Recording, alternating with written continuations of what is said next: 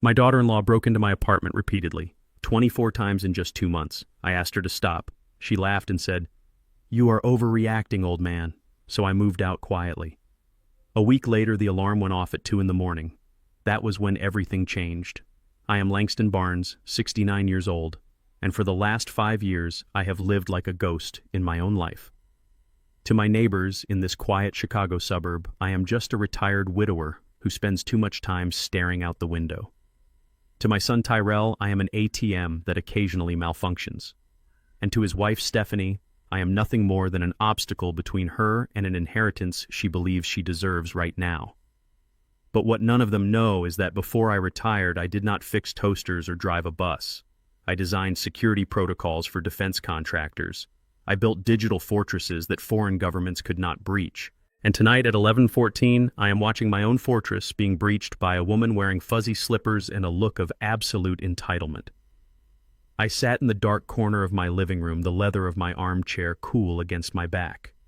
The only light came from the street lamps filtering through the blinds, casting long prison bar shadows across the floor.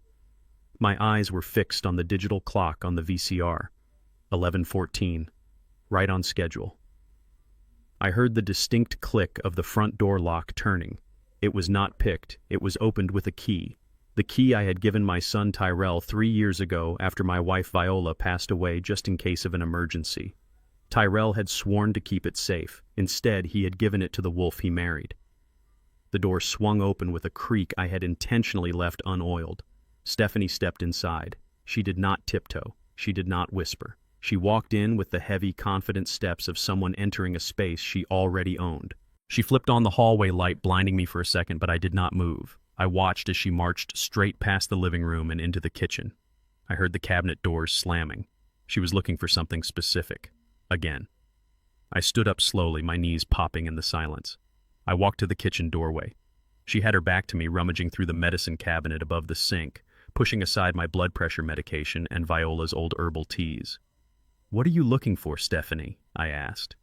My voice was low, steady, the voice I used to use when debriefing agents who had compromised a mission. She jumped, dropping a bottle of aspirin into the sink. It rattled loudly against the ceramic.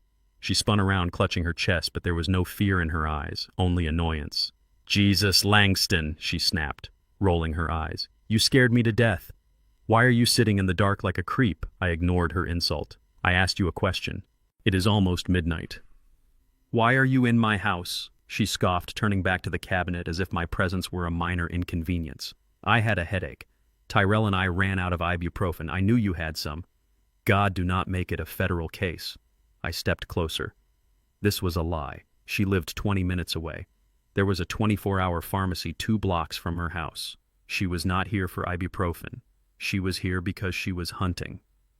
For 2 months, my hidden cameras had recorded her rifling through my desk, tapping on the walls, looking under the rugs. She was looking for the money she was convinced I had hidden. She was looking for the deed to the house. "This is the 24th time you have entered my home without permission in 60 days, I said, keeping my distance. "I have the logs." Stephanie laughed. It was a sharp, ugly sound that grated on my nerves. "Logs. You really are losing it, aren't you? Sitting here counting how many times family comes to visit. You should be grateful we even check on you. Most old men in your position rot for weeks before anyone notices the smell." The cruelty of her words was precise, designed to hurt, to make me feel small and dependent. But I felt nothing. The part of me that used to care about her, the part that had welcomed her into the family 5 years ago, hoping she would be good for Tyrell, that part had died a long time ago. "I want my key back," I said, extending my hand. Stephanie stared at my open palm.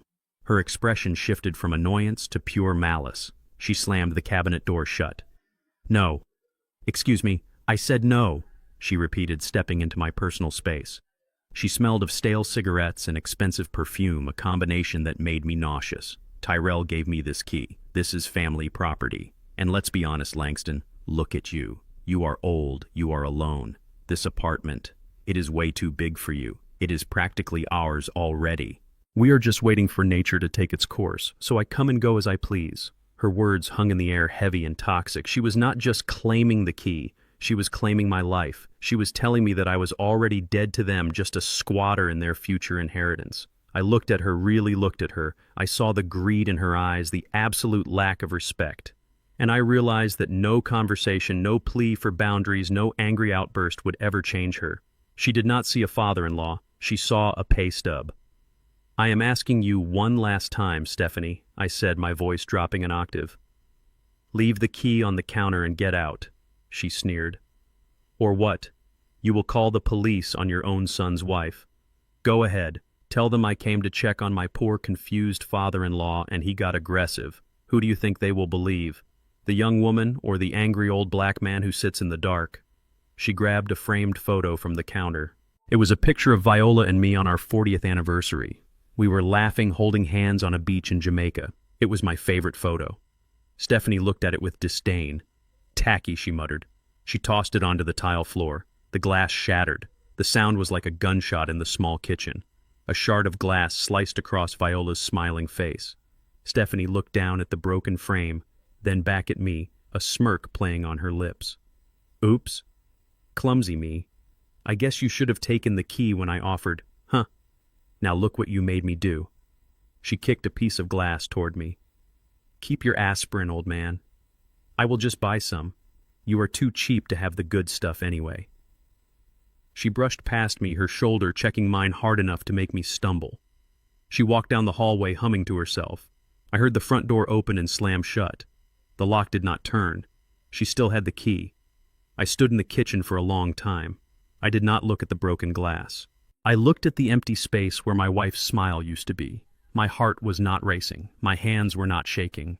A cold, familiar calm settled over me. It was the same calm I used to feel in the Situation Room when a threat level went from orange to red. The time for diplomacy was over. The enemy was inside the perimeter. I walked to the living room and picked up the phone. It looked like a standard landline, dusty and old-fashioned. But when I dialed a specific sequence of numbers, the line did not ring. It clicked once, then a secure channel opened. "This is Agent Barnes, retired," I said. "ID number 47 Alpha 9. There was a pause, then a computerized voice responded. Voice print confirmed. "Welcome back, Director. I need a cleanup crew," I said. "Level 4 extraction. I am initiating the Omega Protocol. Is the asset compromised?" the voice asked. "The location is compromised," I replied. "The asset is relocating. Sunrise execution. Understood. Team is deploying. ETA 4 hours. I hung up the phone. I looked around the apartment that had been my home for 30 years. The beige wallpaper Viola had picked out. The scratches on the floorboards from when Tyrell learned to walk. The stain on the ceiling from a leak we fixed together one rainy Sunday. It was all just wood and plaster now. The memories were in my head. The safety was gone. I did not go to sleep. I went to the bedroom and pulled a small battered suitcase from under the bed. I did not pack clothes. I did not pack toiletries. I walked to the electrical outlet behind the nightstand. I used a small screwdriver to remove the faceplate. Behind the wiring deep in the wall cavity was a small black box with a blinking green light. This was not a fuse box. It was a server node, one of 3 I had installed in the apartment. It held encrypted backups of consulting work I still did for private firms, work that paid me $50,000 a month. Money Tyrell and Stephanie assumed came from a meager pension. I disconnected the drive and placed it in a lined pouch in my suitcase. I moved to the living room and did the same with the hidden safe behind the vent, retrieving a stack of bearer bonds and a hard drive containing the digital keys to my offshore accounts. At 4 in the morning, a black van pulled up to the service entrance of the building. 3 men and 2 women got out. They wore gray coveralls with no logos. They moved with silent efficiency. They did not knock. I opened the door before they reached it.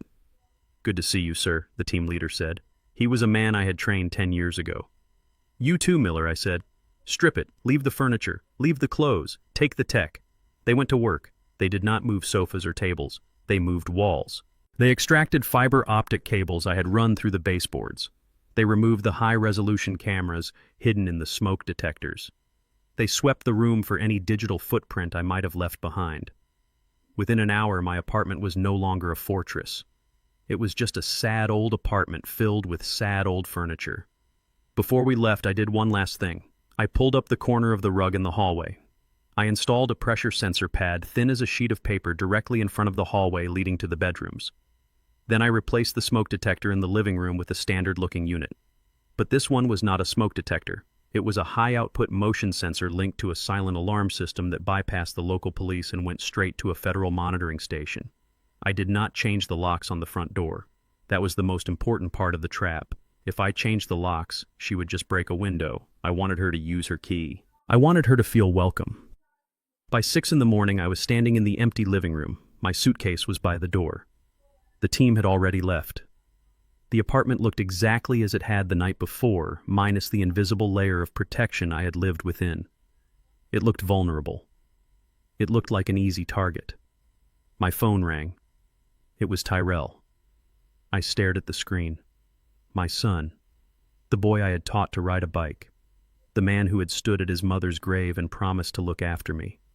I answered. Dad Tyrell's voice was thick with sleep, but there was an edge to it. Stephanie told me what happened last night. Is that so? I asked. Yeah. She said she went over there to bring you some soup because she thought you sounded sick on the phone earlier and you started yelling at her. She said you threw a picture frame at her dad. She came home crying. She's terrified of you. The lie was so bold, so completely reversed from reality, that I almost admired the audacity. She had turned herself into the victim before the sun even came up. She is lying, Tyrell, I said simply. Do not call my wife a liar, he snapped. His voice grew louder. You are getting worse, Dad. We have been trying to ignore it, but you are becoming aggressive. Paranoid. Maybe Stephanie is right. Maybe you can't live alone anymore. I closed my eyes. This was the script. They had rehearsed this. Create an incident. Blame my mental state. Force me out. You know what, Tyrell, I said, opening my eyes? You are right. The silence on the other end was stunned. What I said, you are right, I repeated. I am old. I am tired. I should not be living here alone. I have been a burden to you two for too long. Tyrell's tone changed instantly. It went from angry to patronizingly sweet.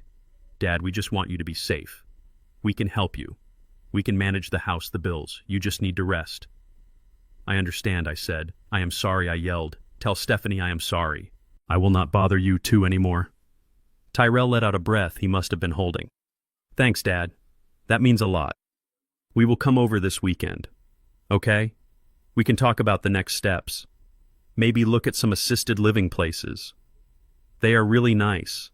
Like hotels. Sure, son, I said. Like hotels. Goodbye, Tyrell. I hung up. He thought he had won. He thought I had just surrendered. He had no idea that when I said I would not bother them anymore, I meant I was removing myself from the equation entirely. I picked up my suitcase and the broken photo of Viola. I walked out of the apartment and closed the door. I did not lock the deadbolt. I left it just secure enough to look normal, but accessible enough for a key. I took the elevator down to the garage, but I did not walk to my 10-year-old sedan, the car I drove to maintain my cover. I walked past it to the reserved corner spot that had been covered with a tarp for months. I pulled the tarp off to reveal a matte black SUV with reinforced glass and run-flat tires. I threw my bag in the back seat. As I drove out of the garage, I watched my building fade in the rearview mirror. I felt a pang of sadness, but it was fleeting. The Langston Barnes who lived there, the vulnerable old man, was gone. I drove across the city, heading toward the skyline. I pulled into the underground parking of the Meridian Tower, a building where the penthouse cost $4.5 million. I did not need a mortgage. I had bought it cash 3 years ago through a shell company just in case. I took the private elevator to the 45th floor. The doors opened into a space of glass and steel filled with morning light. It was cold, modern, and impregnable. I set my suitcase down and walked to the wall of monitors in the study. I typed a command on the keyboard. 6 screens flickered to life. They showed the interior of my old apartment in high-definition infrared. I could see the hallway, the kitchen, the living room. I could see the broken glass still on the floor. I poured myself a glass of vintage scotch, sat back in the ergonomic chair, and waited. I knew they wouldn't wait for the weekend. Tyrell was in debt. Stephanie was greedy. They thought they had broken me. They would come to collect their prize. The trap was set. The cheese was in the maze. Now I just had to wait for the rats. And I did not have to wait long. At 4 in the morning, the world was silent, but I was wide awake. The streetlights outside cast long orange shadows across the floorboards of the apartment that had been my cover for so long. I stood by the window watching the street. A black van with no license plates rolled to a stop at the curb. It did not idle. The engine cut immediately. The side door slid open and 4 figures stepped out into the chill of the pre-dawn air. They were dressed in matte gray coveralls and carried reinforced polymer cases. They moved with a fluidity that you do not learn in a moving company. You learn it in special operations. I unlocked the door before they even knocked. The team leader was a man named Miller. I had recruited him out of the SEALs 15 years ago. He did not smile. He did not ask how I was doing. He simply nodded and signaled his team to enter. They did not look at the worn beige sofa or the dusty bookshelf filled with paperback novels. They knew those were just props. They went straight to the infrastructure. Miller knelt by the electrical outlet behind the television stand. He used a specialized torque tool to remove the faceplate in seconds. Behind the standard household wiring was a false wall cavity lined with lead to prevent thermal scanning. He reached in and pulled out a server node the size of a paperback book. It blinked with a soft blue light. This drive contained terabytes of encrypted data on ballistic missile defense protocols that I still consulted on. To Tyrell and Stephanie, I was just an old man watching game shows. In reality, I was maintaining the firewall for the eastern seaboard. Miller placed the drive into a Faraday bag and locked it in a steel case. The other team members were dismantling the baseboards in the hallway. They pulled up long strands of fiber optic cable that I had run parallel to the copper phone lines. They worked in total silence. There was no clanging of tools, no whispered instructions. They were ghosts dismantling a haunted house. I watched them remove the biometric safe hidden behind the HVAC return vent. It held bearer bonds and emergency currency from 3 different countries. They did not touch the decoy safe in the closet, the one containing expired insurance papers and a few $100s in cash. That was for the thieves. That was for Stephanie. By 4:45, the apartment had been surgically lobotomized. The brain was gone. The nervous system was gone. All that remained was the husk. The furniture looked even sadder now. The empty spaces on the walls where the sensors had been looked like scars. Miller stopped at the door. He handed me a secure satellite phone and a new identity packet. "The asset is secure," he said. His voice was gravel. "We will have the new location online by 0800. "Good work, Miller," I said. "Leave the truck. Take the van." He nodded once and vanished into the hallway with his team. I was alone again. The apartment felt different now. It felt dead. It was no longer a fortress. It was just a trap waiting to be sprung. I walked to the center of the living room. It was time for the final touches. I opened the small black case I had kept for myself. Inside were 4 devices that looked like standard household items but cost more than Tyrell made in a year. I started with the rug in the hallway leading to the bedrooms. I rolled it back carefully. I took out a pressure sensor mat. It was thin as a sheet of paper and flexible as fabric. It was military grade, designed to differentiate between the weight of a household pet and a human intruder. I laid it flat against the hardwood floor and smoothed the rug back over it. It was completely invisible. Anyone stepping on this rug would not feel a thing, but the signal it sent would be instantaneous. It would log the time, the weight, and the duration of the step. It would tell me exactly when the rats entered the maze. Next, I went to the smoke detector on the ceiling of the living room.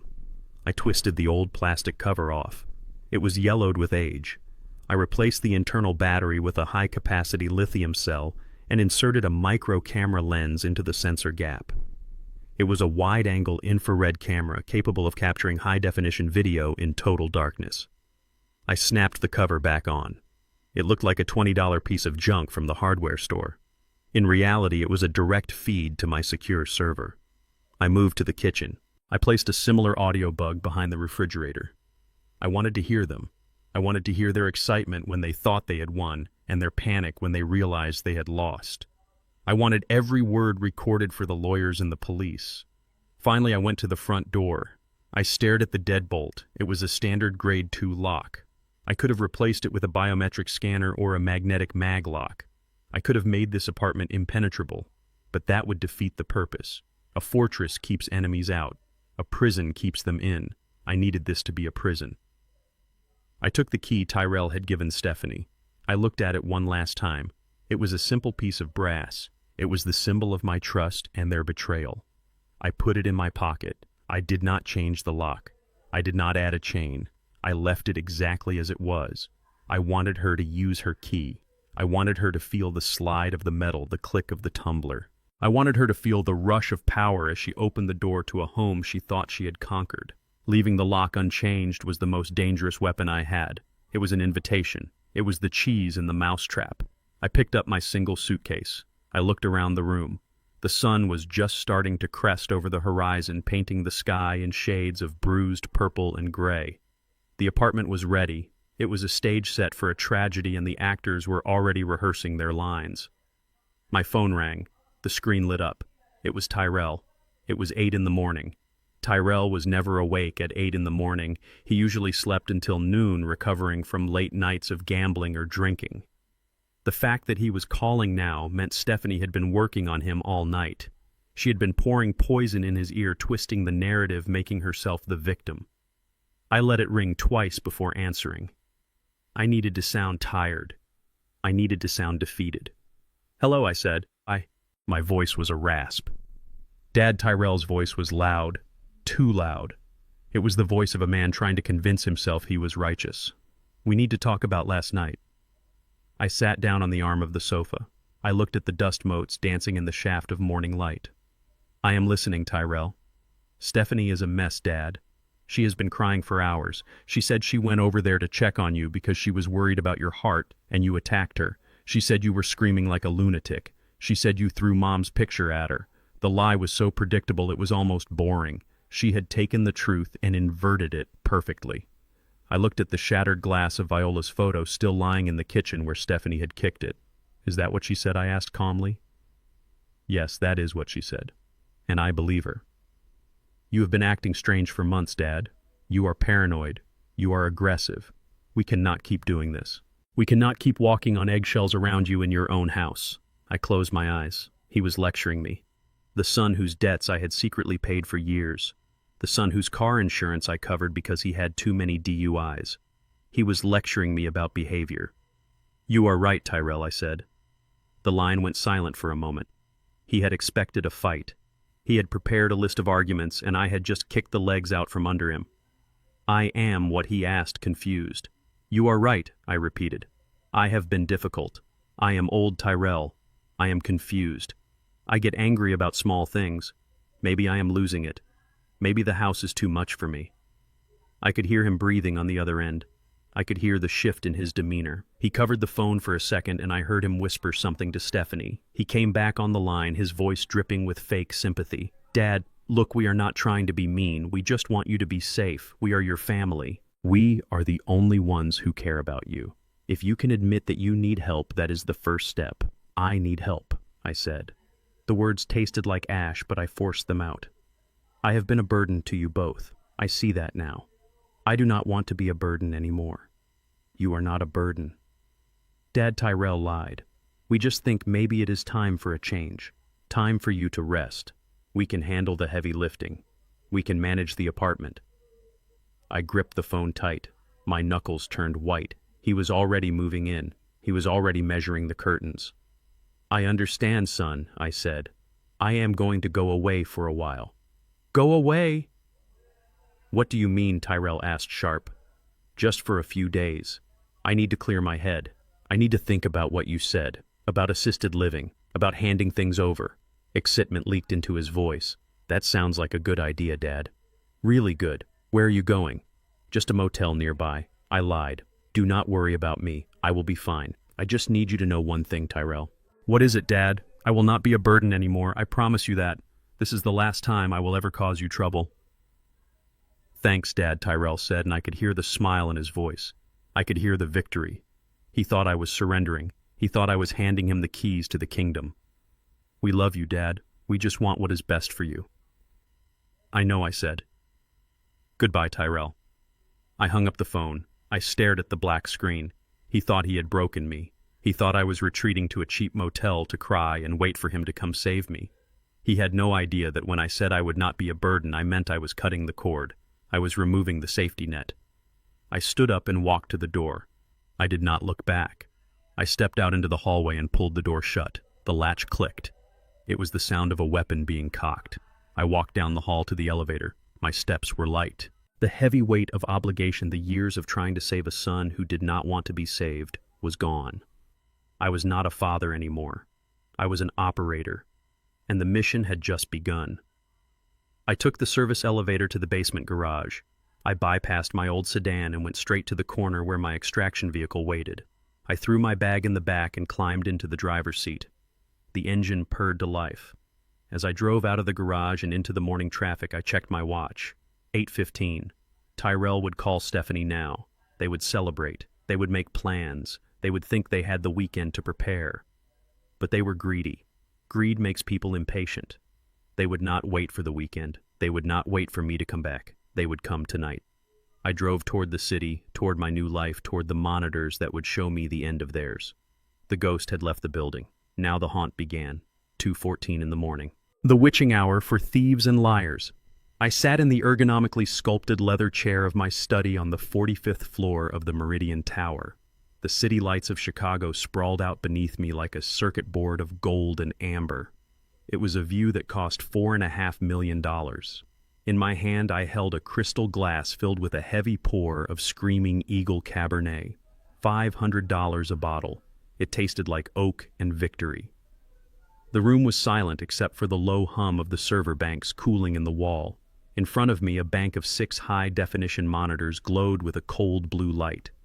They displayed the interior of my old apartment, the one I had abandoned 18 hours ago. The feed was crisp, delivered via the encrypted military-grade connection I had installed myself. The infrared cameras turned the darkness into a grainy green stage. I watched the timestamp in the corner of the center screen tick forward. 2:14 and 30 seconds. A shadow moved across the external camera feed. It was not alone. There were 2 figures. One was small and moved with the jerky entitlement I knew too well. Stephanie. The other was larger, hulking, and moved with the twitchy agitation of a chemical dependent. That would be Mike, her older brother. Tyrell had told me Mike was in rehab. Tyrell lied about everything. They did not pick the lock. Stephanie used the key. I watched on the monitor as she slid the brass into the cylinder. She turned it with a confidence that made my stomach turn. She pushed the door open. The pressure sensor under the hallway rug spiked red on my dashboard. The system logged the intrusion. Weight 140 pounds. Weight 210 pounds. The rats were in the maze. I took a slow sip of the wine. It was smooth. On the screen, Stephanie flipped the light switch, but I had cut the main breaker before I left. The apartment remained in darkness.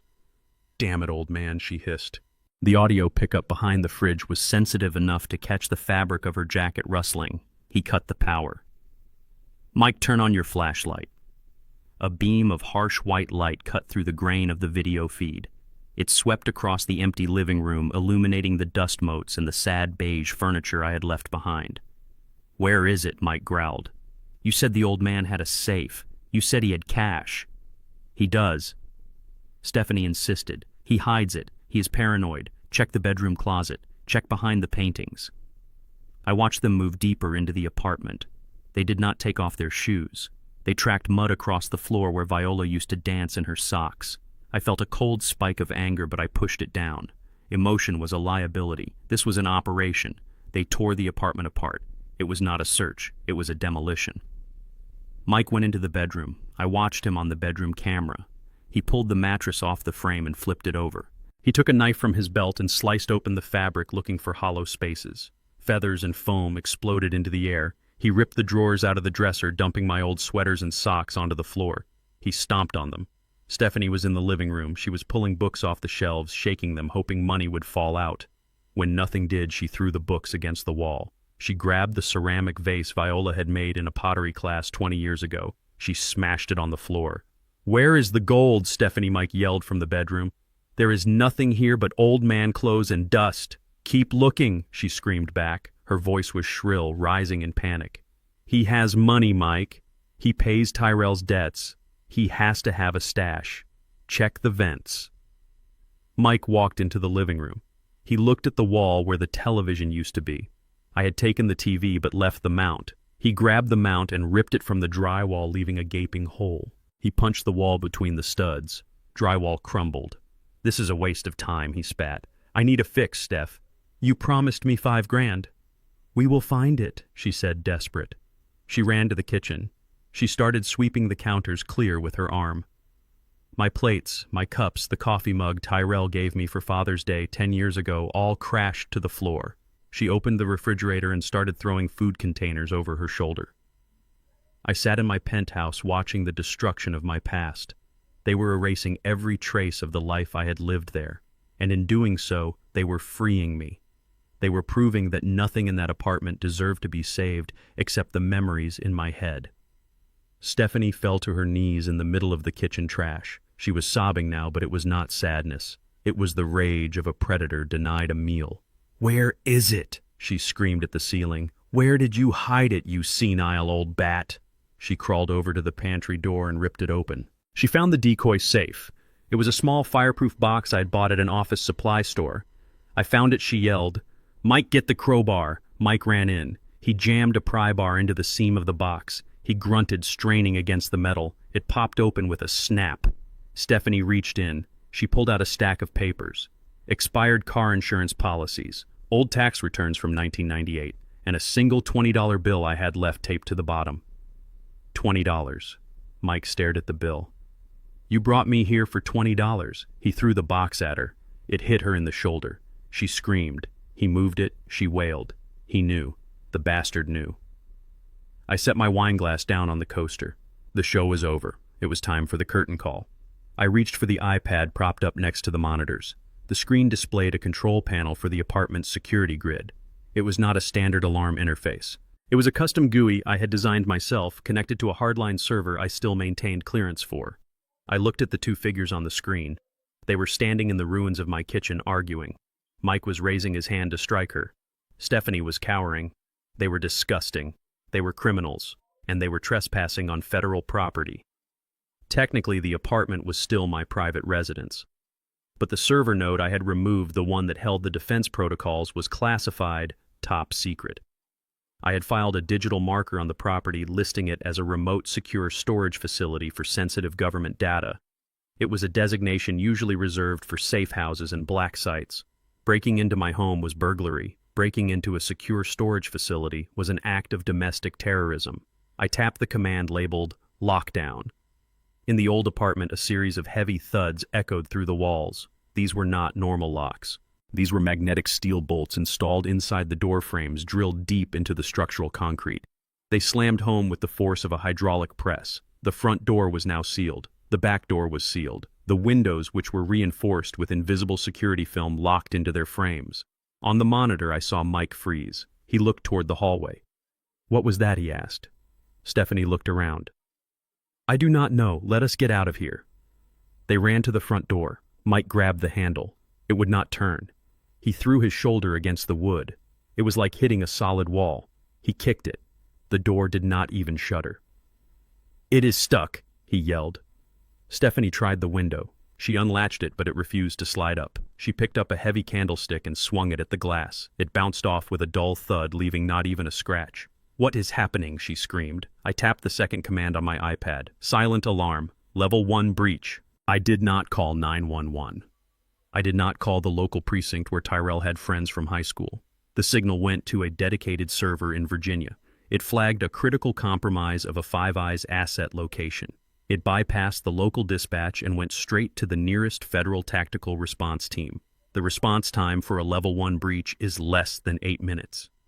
I watched the timer on my screen count down. Mike was hitting the door with the crowbar now. Sparks flew, but the steel core of the door held firm. Stephanie was crying, curled up in the corner of the hallway. "Open the door," she shrieked. "Dad, open the door." I leaned into the microphone on my desk. I pressed the button that activated the hidden speakers in the apartment smoke detectors. My voice came out distorted, metallic, and terrifyingly loud in the small space. "This facility is in lockdown," I said. "Authorities have been notified. Remain on the ground with your hands visible." Stephanie looked up at the ceiling, her eyes wide with terror. "Langston, is that you? Let us out. You are trespassing in a restricted zone." The voice continued, ignoring her. "Negotiation is not an option." 6 minutes passed. I saw the lights before they heard them. No sirens. Just the silent approach of 2 armored personnel carriers pulling up to the curb downstairs. Men in full tactical gear spilled out. They did not walk. They swarmed. They carried battering rams and assault rifles. They wore night vision goggles. They reached the hallway. I saw them on the external camera. They did not knock. They attached a shaped charge to the hinges of the front door. Inside, Mike was still hitting the lock. Stephanie was screaming my name. Boom! The door imploded. Smoke filled the hallway. A flashbang grenade rolled across the floor and detonated with a blinding white light that washed out the camera feed for 3 seconds. When the image returned, Mike was face down on the floor, his hands zip-tied behind his back. A boot was on his neck. Stephanie was being thrown against the wall. "Get down! Get down!" a voice roared over the audio feed. "I live here!" Stephanie screamed. "This is my father-in-law's house. I have a key." "Secure the asset," a tactical officer shouted. "Clear the room." 2 officers grabbed Stephanie. She kicked and thrashed. "This is a mistake. Call Langston. He is crazy. He set us up. Subject 1 secure, subject 2 secure, an officer reported. No sensitive data found on subjects. Room is compromised." One of the team leaders, a man whose face was covered by a ballistic mask, leaned close to Stephanie. His voice was cold professional. "Ma'am, you are under arrest for breaking and entering a federal secure facility and attempted espionage. You have the right to remain silent." "Espionage?" Stephanie wailed as they dragged her out the door. "I was looking for ibuprofen." I watched as they were hauled away. The apartment was destroyed. The door was blown off the hinges. The furniture was wrecked. It was a disaster area. I closed the iPad. I finished my wine. The vintage was excellent. I felt a deep sense of satisfaction. Tyrell would be getting a phone call soon, and he would realize that the game we were playing had no rules anymore.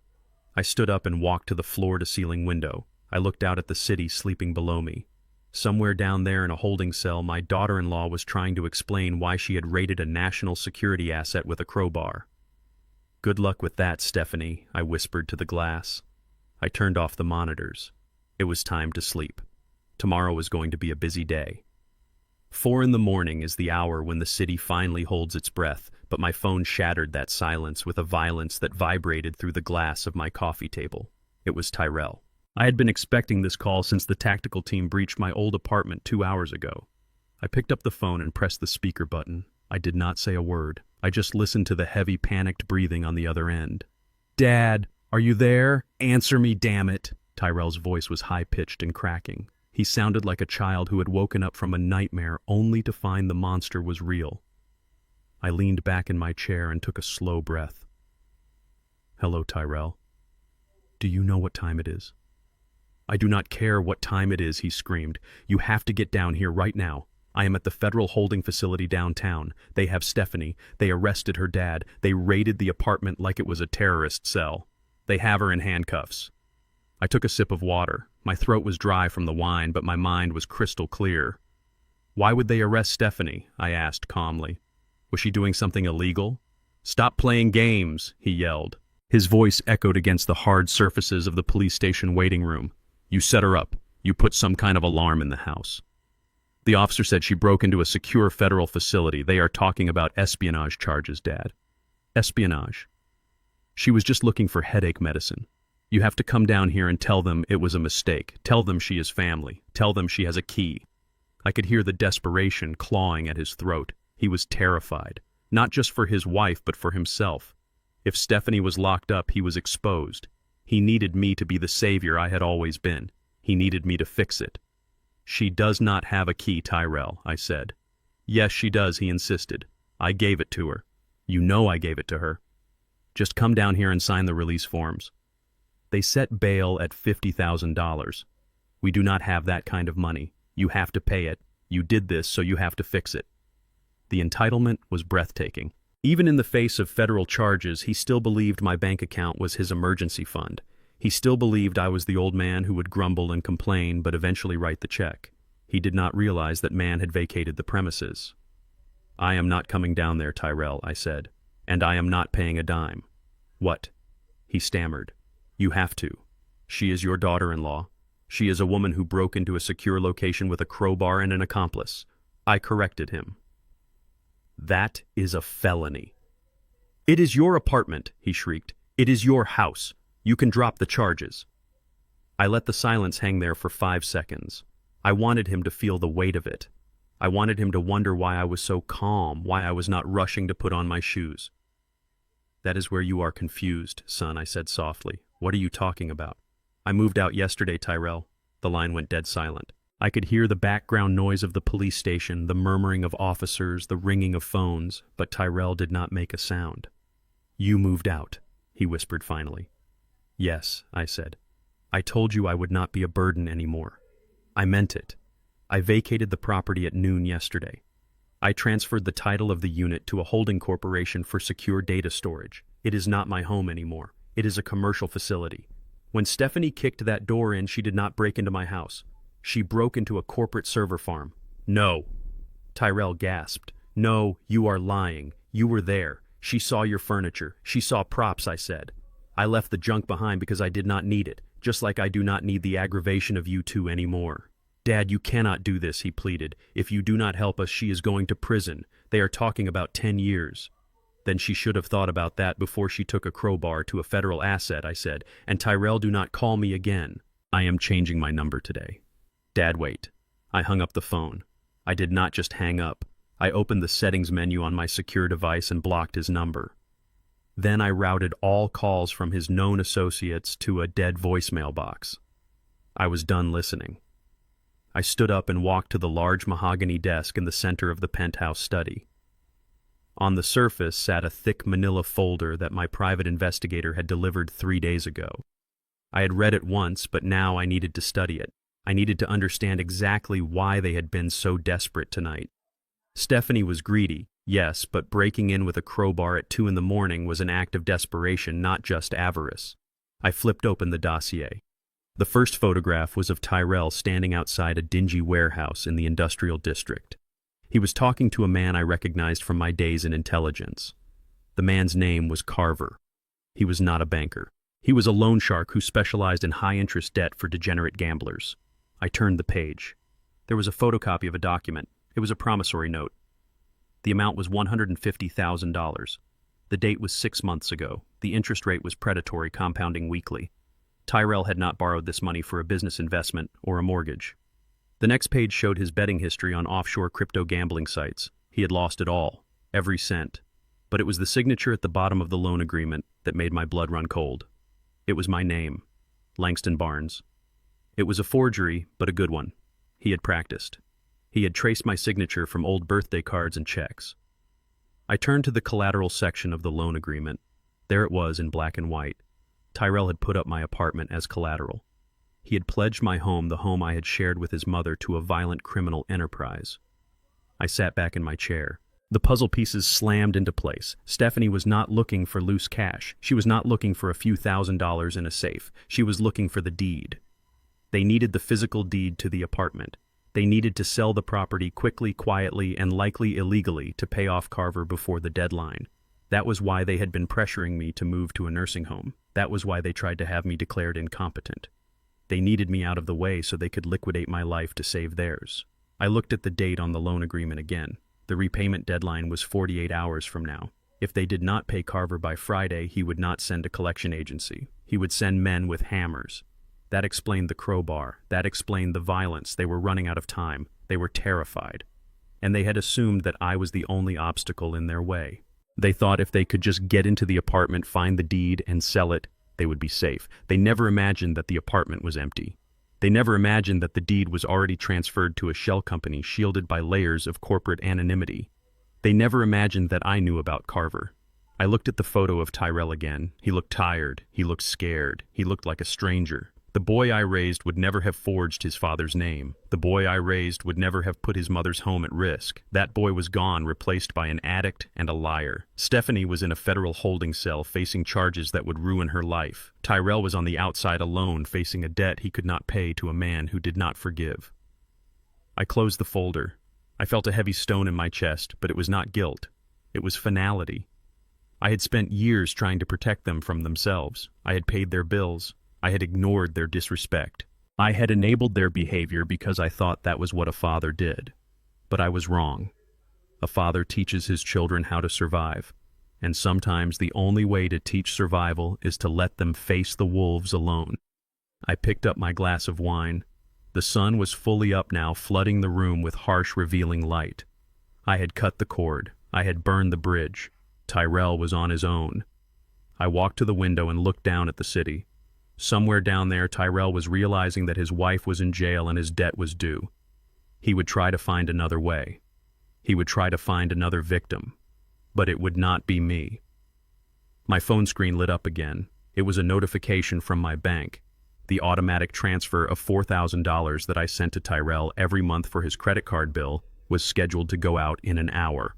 I opened the banking app. I navigated to the scheduled transfers. I selected Tyrell's account. I pressed delete. Confirmed. The transfer was canceled. The safety net was gone. I took a sip of wine. It was time for breakfast. I had a busy day ahead. I needed to call my lawyer, Garrett. We had a press conference to plan. If Tyrell thought the police station was bad, wait until he saw the evening news. The war had just begun, and I had not even fired my biggest gun yet. It was 11 in the morning when Stephanie walked out of the federal holding facility. She looked nothing like the arrogant woman who had broken into my home the night before. Her hair was matted. Her makeup was smeared across her face like war paint gone wrong. She wore the same clothes she had been arrested in, but now they were wrinkled and smelled of the holding cell. She did not walk with her usual strut. She shuffled. Tyrell was waiting for her by the curb. He looked worse. His eyes were bloodshot and his hands were shaking. He had managed to scrape together the $5,000 needed for the bail bondsman, probably by maxing out the last emergency credit card I had not yet canceled, or perhaps by pawning the few pieces of jewelry Stephanie had left at their house. He hugged her, but there was no warmth in it. It was the embrace of two drowning people trying to use each other as a raft. I watched them from the comfort of my penthouse office. I was not there physically, but I was there digitally. I had tapped into the traffic cameras across the street from the precinct. It was a simple hack for someone with my background. I watched them argue on the sidewalk. Stephanie was waving her arms, screaming at him. Tyrell was shrinking into himself. They got into the silver Lexus, the car Tyrell drove like a trophy. He peeled away from the curb, cutting off a taxi. They did not go home. They did not go to a lawyer. They drove straight to the headquarters of Aegis Defense Solutions, the company I had retired from 3 years ago. Tyrell still believed the lie I had told him for decades. He thought I had worked in the mailroom or perhaps low-level IT support. He thought he could storm into my workplace, cause a scene, and shame me into fixing his mess. He thought he could bully an old man in front of his boss. He had no idea that the building he was driving toward was one of the most secure commercial structures in the city. I switched my feed to the security cameras in the lobby of Aegis. I still had administrative access. It was part of my retirement package, a courtesy for the man who built the system. Tyrell and Stephanie burst through the revolving doors. They marched up to the reception desk. The lobby was a cavernous space of marble and glass designed to intimidate. Behind the desk stood 2 security officers. They were not rent-a-cops. They were former military. They wore tailored suits and earpieces. "I want to see Langston Barnes," Tyrell shouted. His voice echoed off the hard surfaces. "Get him down here now." The head of security, a man named O'Connor, looked up from his console. He did not blink. "Do you have an appointment, sir?" O'Connor asked. His voice was calm, utterly disinterested. "I do not need an appointment," Tyrell spat. "He is my father. He works here. Tell him his son is here, and if he does not come down, I'm going to start screaming until every client in this building knows he had his own daughter-in-law arrested." O'Connor typed something into his terminal. He was likely checking the employee roster, even though he knew exactly who I was. He looked back at Tyrell.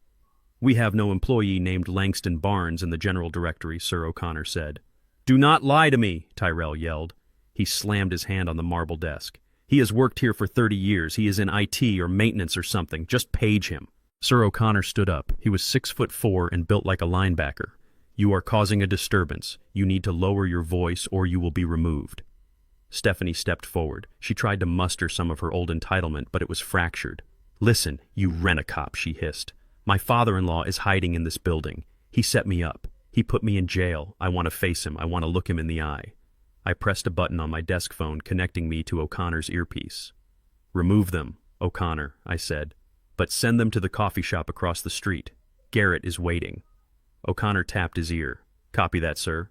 He walked around the desk. He did not draw a weapon. He did not need to. He simply occupied the space in front of Tyrell, forcing him back. "You are trespassing on private property," O'Connor said. "Leave now or you will be arrested. Again."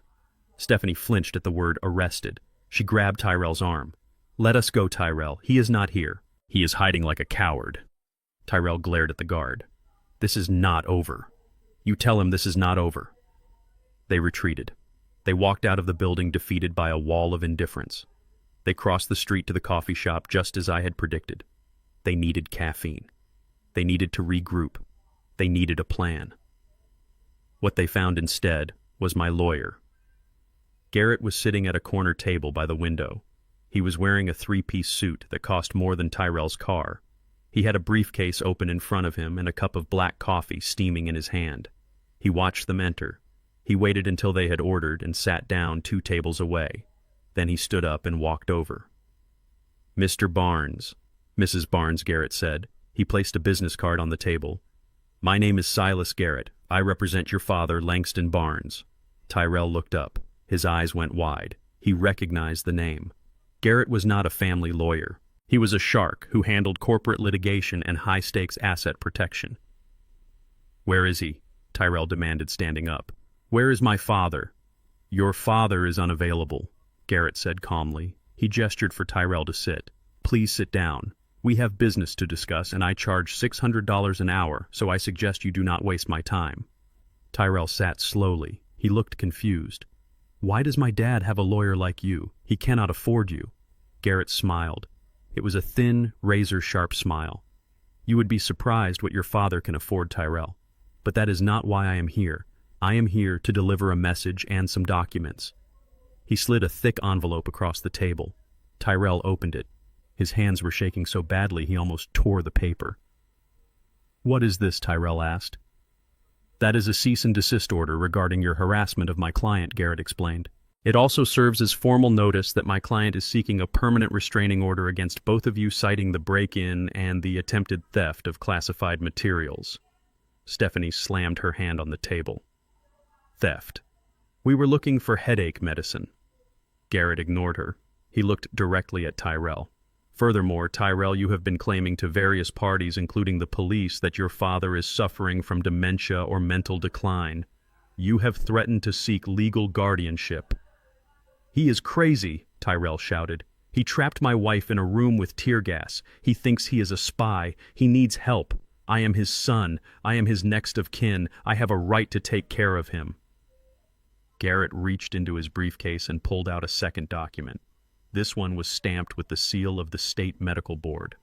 "This represents the findings of 3 independent forensic psychiatrists who evaluated your father over the last 6 months," Garrett said.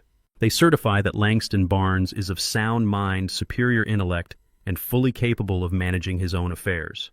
Any attempt by you to file for guardianship will be met with a countersuit for defamation and malicious prosecution, and we will win." Tyrell stared at the document. His mouth hung open. "You evaluated him." "When?" "He evaluates himself regularly," Garrett said. "He is a careful man. He knew you would try this eventually. He was prepared."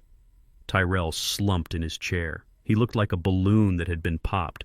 "But why? Why is he doing this?" "Because you broke into his home," Garrett said. "Because you treat him like an ATM. Speaking of which," Garrett pulled out a third envelope. This one was red.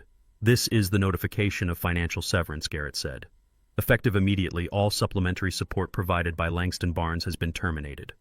Tyrell laughed. It was a nervous, incredulous sound. "Support? What support?" "He gives me a few grand here and there. It is not a big deal." Garrett opened a ledger. "Let us look at the numbers, shall we? Item 1. The American Express Platinum card in your name paid automatically by your father. Canceled this morning. Balance due $12,000. You are now personally liable." Tyrell's face went pale. "Item 2. Garrett continued. "The comprehensive health insurance plan for you and Stephanie. Canceled. You have 30 days to find new coverage under COBRA at your own expense." Stephanie gasped. "But I have prescriptions. I need that insurance." "You should have thought about that before you took a crowbar to the policyholder's door," Garrett said. Item 3.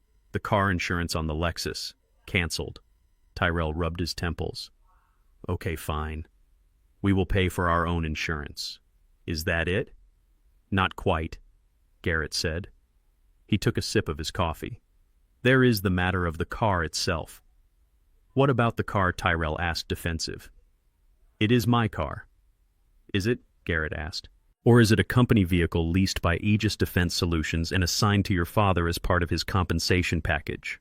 Tyrell froze. "Dad gave it to me. He said I could drive it, He allowed you to use it, Garrett corrected. It is a company asset. And since your father has formally requested that the asset be returned due to misuse by an unauthorized third party, the company is reclaiming it. You cannot take my car, Tyrell shouted. I need it for work. I need it to get around. Garrett checked his watch. Actually, the recovery team should be here right about now. Tyrell spun around in his seat to look out the window. A tow truck was backing up to the silver Lexus parked across the street. A man in a jumpsuit was already hooking the chains to the undercarriage. No, Tyrell screamed. He jumped up and ran for the door. Garrett did not move. He watched Tyrell run across the street waving his arms. He watched the tow truck driver ignore him, lift the car, and drive away. Tyrell stood in the middle of the street watching his status symbol disappear into traffic. When Tyrell came back to the table, he looked broken. He sat down heavily. He took the car, he whispered. He really took the car. He took everything Garrett said, closing his briefcase. And Tyrell, there is one more thing. Tyrell looked up. His eyes were wet. What else could there be? Garrett leaned in. The annual stipend. The $75,000 a year your father funnels into your LLC under the guise of consulting fees to help you with your taxes. That is gone too. Tyrell put his head in his hands. $75,000. That was his mortgage payment. That was his food. That was his gambling money. Without it, he was not just broke. He was underwater. He realized in that moment that he had never really supported himself. He had been a parasite living on a host he despised, and the host had just applied the pesticide. Garrett stood up. Do not contact him again. Do not go near his property. If you do, you will be arrested. Have a nice day. Garrett walked out of the coffee shop, leaving them sitting in the ruins of their financial reality. I watched on the camera feed as Tyrell pulled his phone from his pocket. It vibrated on the table. He looked at the screen. His face went from pale to gray. It was not a text from me. It was not a text from Stephanie. I knew who it was. I had seen the dossier. The text was from Carver the loan shark. I have a mirror of Tyrell's phone data thanks to the family plan he forgot he was on. I opened the message on my screen.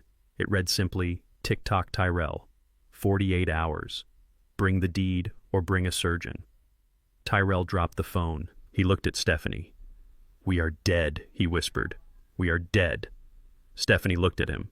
She did not offer comfort. She looked at him with the same calculation she used to look at me.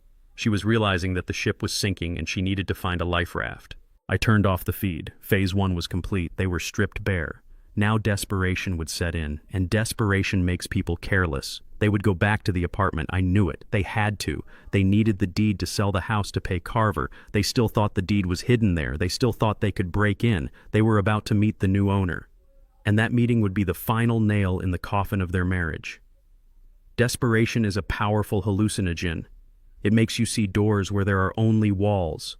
It makes you believe in miracles that defy the laws of physics and finance. For Tyrell and Stephanie, the miracle they needed was hiding in a false brick behind the electric fireplace of my old apartment. They were convinced the deed was there. They had to be. Because if it was not, they were not just broke, they were dead. It was 1 a.m. when they returned to the scene of the crime. Less than 24 hours after being arrested for breaking into the same unit, they were back. Carver's deadline was a noose tightening around their necks, and logic had been strangled hours ago. They did not park in the garage this time. They parked the rental car, a cheap compact that smelled of smoke, a block away. They walked to the service entrance. The lock on the service door was still broken from when the SWAT team had breached the perimeter. It hung loose, a testament to the violence of the night before. I watched them on the external cameras. They moved like hunted animals. Tyrell was sweating despite the cool night air. Stephanie was muttering to herself, her eyes darting at shadows. They took the stairs to the 4th floor, avoiding the elevator cameras they knew I monitored. They did not know I had eyes in the stairwell too. They reached the door of apartment 4B. It was a wreck. The frame was splintered. The door itself was propped up against the wall inside, held in place by a few nails. It was a temporary fix, a band-aid on a bullet wound. Tyrell pushed the door open. It creaked loudly. They stepped inside. The apartment was dark, but even in the gloom they could see it was different. It was not just empty, it was gutted. The carpets were gone, ripped up to expose the concrete subfloor. The kitchen cabinets had been torn from the walls. The drywall in the living room had been stripped back to the studs. It looked like a construction site.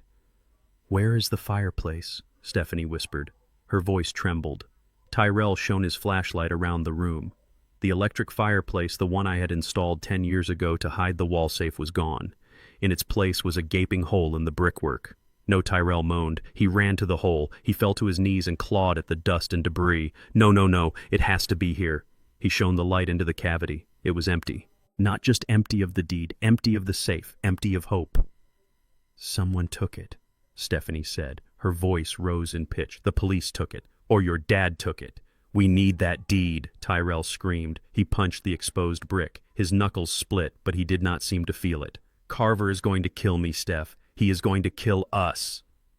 Suddenly, the lights in the apartment blazed to life. Tyrell and Stephanie froze. They shielded their eyes against the glare. Standing in the doorway where the bedroom used to be was a man. He was not a police officer. He was not me. He was wearing a tailored Italian suit and inspecting a blueprint on a tablet. He looked up at them with mild annoyance. "Can I help you?" the man asked. His voice was smooth, cultured, and completely out of place in this ruin. "Who are you?" Tyrell demanded, scrambling to his feet. "What are you doing in my father's house?" The man tapped his tablet. "Your father's house. I assume you mean Langston Barnes." "Yes," Tyrell said, stepping forward. "Where is he? Where is the safe?" "Mr. Barnes no longer owns this property," the man said. "He sold it." "Sold it?" Stephanie gasped. "When?" "Yesterday at noon," the man said. "The transaction was a cash offer, immediate closing. I represent the Olympus Group. We acquire high-value properties for redevelopment." "High value?" Tyrell laughed. It was a manic sound. "This dump. It is worth maybe 500 grand on a good day. My dad was a maintenance worker." The man smiled. It was a pitying smile. "Maintenance worker, is that what he told you? This unit is not just apartment 4B. It is a combined title including units 4A, 4C, and the expansive roof rights directly above us. Mr. Barnes spent 20 years acquiring the neighboring units through shell companies and merging the titles. This is a 4,000 square foot penthouse shell with exclusive skyline access." Tyrell stared at him. He could not process the words. 4,000 square feet. Roof rights. "How much?" Stephanie whispered. "How much did he sell it for?" The man hesitated, then shrugged. "It is public record now. $4.5 million. The number hung in the air, sucking the oxygen out of the room. 4.5 million. Tyrell's knees gave out. He sat down hard on the dusty concrete. 4 million, he whispered. He had $4 million in this walls. And he let me borrow 5 grand for bail. He did not let you borrow it, the man corrected. He paid it. Just like he paid the condo fees, the taxes, and the special assessments for this building for the last 15 years. But that is history. The point is, you are trespassing. This is private corporate property. I suggest you leave before I call security. They are less polite than the federal agents who were here last night. Stephanie looked at Tyrell. Her eyes were wide with horror. "We lost it, Tyrell. We lost the collateral. Carver is going to find out." Tyrell looked up at her. His eyes were not scared anymore. They were filled with a cold, burning hate. "We lost it," he said, standing up slowly. "We lost it because you could not wait." "What?" Stephanie stepped back. "You had to break in," Tyrell said, his voice rising. "You had to use a crowbar. You had to make him leave. If we had just waited, if we had just been patient, we would have inherited $4 million. $4 million, Steph. We would have been set for life." "It was your idea," Stephanie screamed back. "You owe Carver money. You forged the signature." "Because you spend $10,000 a month on clothes," Tyrell roared. "Because you need to live like a Kardashian on a mechanic's salary. I borrowed that money for you." "Liar," Stephanie spat. "You gambled it," Tyrell snapped. The stress, the fear, the realization that he had been sitting on a gold mine while digging for pennies, it broke something in him. He swung his hand. It was not a slap. It was a backhand fueled by a lifetime of inadequacy. It connected with Stephanie's cheek with a sickening crack. She spun around and fell into the pile of drywall debris. She looked up at him, blood trickling from her lip. Her eyes were filled with shock. "You hit me," she whispered. "You ruined me," Tyrell screamed. "You ruined everything. Get up. Get out. I never want to see you again." Stephanie scrambled to her feet. She looked at the man in the suit who was watching the domestic violence with a look of bored distaste. "Call the police," she said to the man, pointing at Tyrell. "He assaulted me." "I would advise against that." the man said calmly. Given your current legal status regarding the federal break-in, adding a domestic dispute to the file might complicate your bail conditions. I suggest you both leave, separately if you prefer. Stephanie looked at Tyrell one last time. It was a look of pure venom. Then she turned and ran out of the apartment. Tyrell stood there panting. He looked at his hand.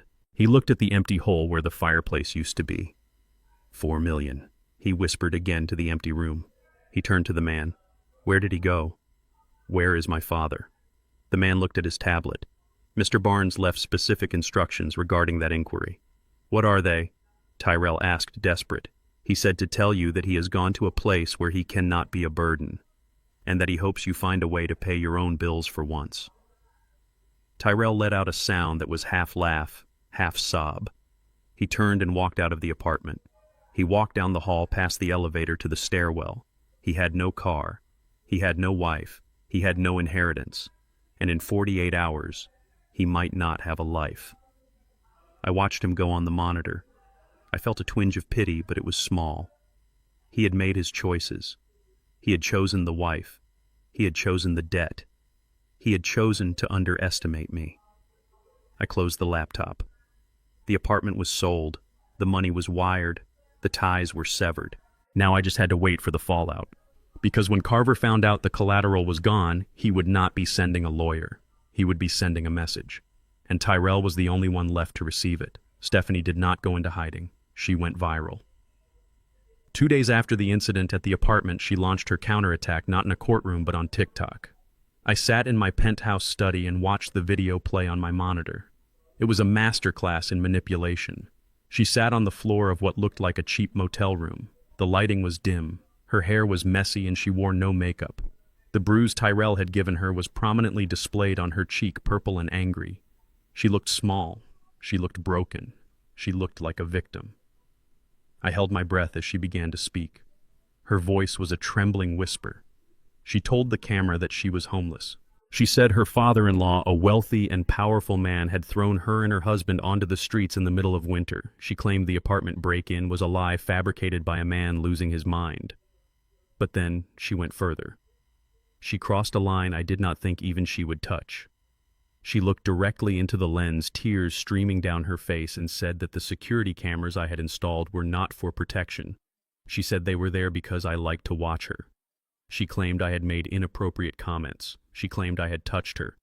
She said the reason she went to the apartment that night was to retrieve evidence of my harassment, and that I had called a SWAT team to silence her. The video was titled The Monster in Apartment 4B. By noon it had 2 million views. By dinner it had 4 million. The comments section was a river of digital hatred. People were calling for my arrest. They were finding my old address. They were doxing the shell company that bought the apartment. They wanted blood. Tyrell was in the video too. He sat behind her, his hand on her shoulder, looking somber and supportive. He nodded along to her lies, validating every slanderous word. He looked like a protective husband standing up to an abusive father. It was the greatest performance of his life. He had realized that he could not get money from me directly, so he was going to extract it through public shaming. He was betting that a man like me, a man who valued privacy above all else, would pay anything to make the noise stop. I turned off the monitor. My hands were steady, but my heart was cold. They had taken my reputation. They had taken my dignity.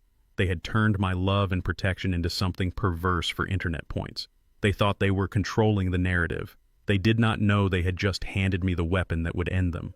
The fallout was immediate and visceral. I had to go to my old post office box to retrieve some final documents that had not been forwarded. I drove my black SUV and parked a block away wearing a baseball cap and sunglasses. I thought I was invisible. I was wrong. Mrs. Gable, my neighbor of 20 years, was coming out of the post office. She was a woman I had shoveled snow for, a woman whose cat I had rescued from a tree. She saw me. Her eyes went wide, not with recognition but with revulsion. She did not say hello. She spat on the ground in front of my feet. "You are a sick old man," she hissed loud enough for people on the street to hear. "I saw what you did to that poor girl. You should be in jail." I did not respond. I walked past her, keeping my head down. I felt the eyes of the town on me. The whispers followed me like a cloud of flies. I was a pariah in the community I had called home for decades. My phone vibrated in my pocket. It was a text from Tyrell. I got back into the car and looked at it. The message read simply, "We can make another video clarifying things." We can tell them it was a misunderstanding caused by your dementia. But legal fees are expensive, Dad. $200,000 wire transfer. You have 24 hours. It was blackmail, plain and simple. He was using his wife's lies and the mob's anger to squeeze me. He was desperate. Carver's deadline was looming, and this was his Hail Mary pass. He thought I would be terrified. He thought I would panic at the thought of being branded a predator. I looked at the text and felt a strange sense of calm. He had put it in writing. He had just committed extortion across state lines via a telecommunications device. It was another felony to add to the pile. But I did not need the police for this. Not yet. I needed to destroy their credibility first. I needed to show the world exactly who the monster really was. I did not reply to Tyrell. I did not engage with the comments on social media. I drove back to the Meridian Tower and went straight to my server room. I sat down at the terminal and pulled up the archived footage from the last 2 months. I had terabytes of video. I had hours of audio. I had watched them steal. I had watched them search for money. But there was other footage. Footage I had flagged but never fully processed because it was too painful to watch. Footage that showed the true depth of their hatred. I inserted a encrypted USB drive into the tower. I began to transfer selected files. I did not choose the clips of them stealing silver spoons or looking for cash. Those were crimes of greed. The public might forgive greed. They might say the economy is hard. They might say young people make mistakes. I chose the clips that showed their souls. I finished the transfer and pulled the drive. I called Garrett, my lawyer. Garrett, I said when he answered, "Are you watching the news?" "I am seeing it, Langston," he replied, his voice tight. "It is a disaster. We need to issue a statement. We need to sue for defamation. This is spiraling out of control. Do not issue a statement," I said. "Call a press conference. Tomorrow morning. Invite everyone. The networks, the bloggers, the influencers. Tell them I am going to address the allegations personally." "Langston, are you sure?" Garrett asked. "Putting you in front of cameras right now is risky. They will tear you apart." "I am not going to speak, Garrett," I said. "I am just going to play a movie. I am sending a courier with a USB drive. Guard it with your life. And Garrett, bring popcorn." The next morning, the conference room at Garrett's firm was packed. The air was thick with hostility. Reporters were shouting questions before I even sat down. They wanted to know if I was a predator. They wanted to know if I was ashamed. Tyrell and Stephanie were watching, I was sure of it. They were probably celebrating, thinking I was about to apologize and write a check. Garrett stepped to the podium. He raised his hands for silence. "My client will not be taking questions," he announced. "However, in the interest of full transparency regarding the character of the accusers, we would like to share some home security footage that provides context to their relationship." The room went quiet. Garrett nodded to his assistant, who pressed play on the large screen behind us. The first clip was dated 3 weeks ago. It showed the living room of my old apartment. I was out at the grocery store. Stephanie was there alone. She was standing in front of the mantel where I kept Viola's urn and her favorite photo. On the screen, Stephanie picked up the photo. She looked at it with a sneer. She said clear as a bell, "I am so glad you are dead, you old witch. You were always in the way." Then she spat on the glass. She wiped the spit across Viola's face with her thumb, laughing. She put the photo back and knocked the urn over slightly just to be petty. A gasp went through the room of reporters. Disrespecting the dead is a universal taboo. The narrative of the poor victimized girl cracked. But the second clip was the one that silenced the room completely. It was dated 2 days before the break-in. It was in the kitchen. Tyrell and Stephanie were sitting at the table. They thought they were alone. They were crushing pills into a fine powder on a cutting board. "How much do we use?" Stephanie asked on the video. Tyrell looked at the powder, just enough to make him confused. He said, "We do not want to kill him yet. We just want the doctor to think he is losing it." Stephanie laughed. "If we give him a little more, his heart might just give out." "It would solve all our problems, Tyrell. Think about the insurance. No more waiting. Just a nice, quiet heart attack in his sleep." Tyrell paused. He looked at the powder, then he looked at her. "Make it a double dose," he said. "Let us get this over with." The video ended. The screen went black. The silence in the conference room was absolute. It was the silence of a mob realizing they had been marching for the villains. I stood up. I looked at the cameras. I looked at the red recording lights that were broadcasting this to the world. My son and his wife did not break into my home to get headache medicine, I said. My voice was steady. They broke into my home because they had failed to poison me 2 days prior, and they were running out of time to sell my house to pay a loan shark. The woman who claimed I harassed her is the same woman you just watched plotting my murder. I walked out of the room. I did not look back. I did not need to answer questions. The video was already trending. The tide had turned. It was a tsunami now, and it was heading straight for Tyrell and Stephanie. I got into the elevator. My phone buzzed. It was not Tyrell. He would not be calling anymore. It was a notification from the news. The headline read, "Viral victim caught on tape plotting murder." I allowed myself a small smile. The media war was over. I had nuked the battlefield. Now it was time for the real soldiers to move in, because plotting murder is not a civil matter, and the FBI takes a very dim view of domestic terrorism, especially when it involves their assets. Garrett stood at the podium in the conference room of his law firm. The room was packed with journalists who smelled blood. They had come expecting a defensive statement or a plea for privacy. They had come to watch a wealthy lawyer try to spin a narrative for a guilty client. Garrett did not disappoint them, but he gave them a different kind of show. I watched from my monitors in the penthouse. I saw Tyrell and Stephanie watching too. I had tracked their IP address to a cheap motel on the outskirts of the city. They were huddled around a laptop, probably hoping for an apology. "My client Langston Barnes has been accused of harassment abuse and senility," Garrett began. His voice was low and controlled. He commanded the room without raising a finger. "These accusations are serious. They destroy reputations. They incite violence. And they are categorically false." He paused. The cameras clicked furiously. "We do not ask you to take our word for it," Garrett continued. "We ask you to believe your own eyes and ears. The following footage was recorded in Mr. Barnes' residence 2 days prior to the break-in. It captures the accusers, Mrs. Stephanie Barnes and Mr. Tyrell Barnes, discussing their future plans regarding my client." Garrett stepped aside. The screen behind him illuminated. The video played. It was the kitchen scene. The audio was crystal clear. Stephanie was pacing back and forth. Tyrell was sitting at the table, his head in his hands.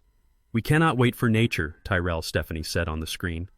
Her face was twisted in a sneer that the high-definition camera captured perfectly. "That old black man is too healthy. He is going to live another 20 years. We do not have 20 years, we do not have 20 days. Tyrell looked up. "I cannot just kill him, Steph. He is my father." Stephanie grabbed his face. She dug her nails into his cheeks. "He is not your father. He is a bank account that refuses to dispense cash. Think about the insurance, Tyrell. Accidental death pays double. If he falls down the stairs or takes the wrong pills, the money comes to us immediately. That old black man needs to die, so the insurance money comes to us. Do you understand?" Tyrell hesitated on screen. Then he nodded. "Okay. But it has to look like an accident." The video cut to black. The silence in the press room was heavy. It was the silence of shock. The reporters looked at each other. They looked at their notes. The narrative they had been fed by Stephanie on TikTok, the story of the poor, victimized daughter-in-law, had just been incinerated. They had just watched her solicit murder. They had heard the racial contempt in her voice, the dehumanization of the man who had given her a home. Garrett returned to the podium. "We will be filing civil suits for defamation and emotional distress," Garrett said. "We have also forwarded this footage to the district attorney for consideration of charges regarding conspiracy to commit murder. Thank you." He walked out. He did not take questions. He did not need to. The video was the answer to every question. I watched the live feed from Tyrell's laptop camera, which I had compromised an hour ago. The color drained from Stephanie's face. She looked like a ghost. Tyrell was staring at the screen, his mouth open in a silent scream. They knew. In that moment, they knew that the court of public opinion had just sentenced them to social death.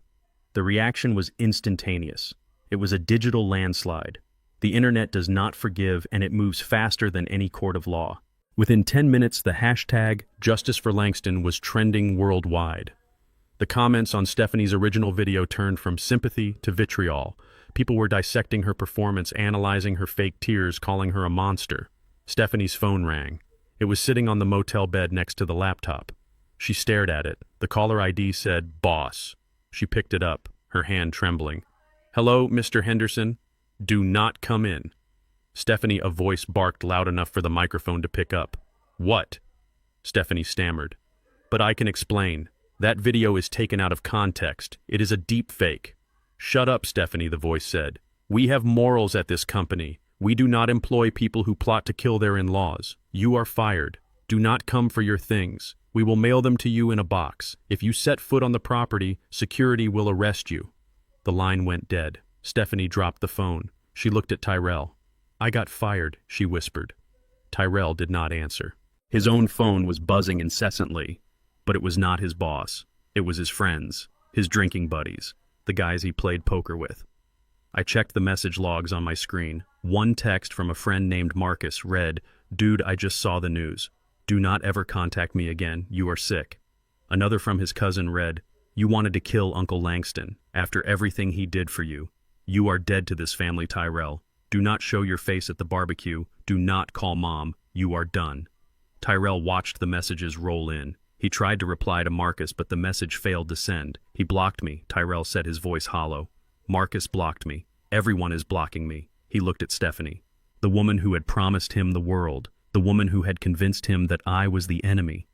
"This is your fault," he said quietly. "You had to make a video. You had to go viral. Now the whole world knows." "My fault," Stephanie shrieked, standing up. "You agreed. You said make it a double dose. You are on that tape too, Tyrell. We are in this together." Tyrell put his head in his hands. "We have no jobs. We have no friends. We have no money. And now we have the DA looking at us for conspiracy." But that was not the worst of it. They were worried about the police. They were worried about their reputations. They were looking at the fire in front of them and ignoring the tsunami coming up behind them. Because someone else was watching that press conference. Someone else had seen the video. And that someone did not care about hashtags or social justice. Carver the loan shark was a businessman. He dealt in risk assessment. He had lent Tyrell $150,000 based on a single asset, the apartment. He had believed Tyrell's lie that I was senile and that the property would be theirs within the month. I switched my monitor view to the external camera of the motel where Tyrell and Stephanie were hiding. I had tracked them via the GPS in their rental car. A black sedan with tinted windows rolled slowly into the parking lot. It was a Lincoln Town Car, older model, heavy and menacing. It did not park in a spot. It idled directly in front of room 104. Tyrell's room. I saw Tyrell stand up and walk to the window. He peeked through the blinds.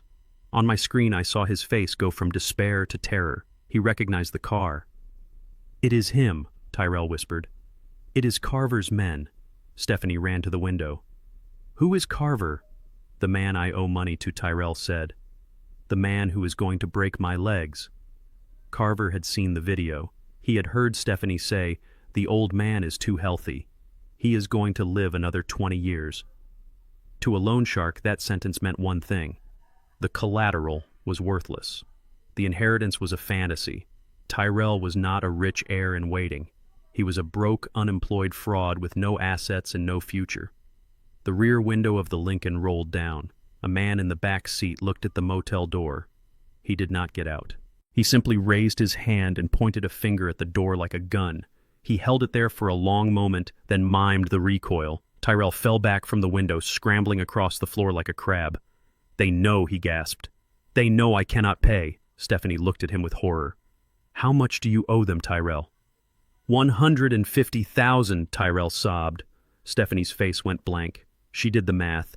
No job, no house, no inheritance, and a debt that came with a death sentence. "We have to leave," she said. "We have to run," where Tyrell cried. "We have no money for gas. We have no cards. The accounts are frozen. We have to go to your dad," she said. It was the logic of the insane. What Tyrell looked at her like she had grown a second head. "He is the only one who can stop this," she insisted. "He has money. He can pay Carver. We just have to force him." "Force him?" Tyrell asked. "How?" "He is in a fortress. We do not even know where he is." "We find him," Stephanie said, her eyes wide and manic. "We find him and we make him sign over the rest. The patents, the offshore accounts. We make him save us. It was a suicide mission.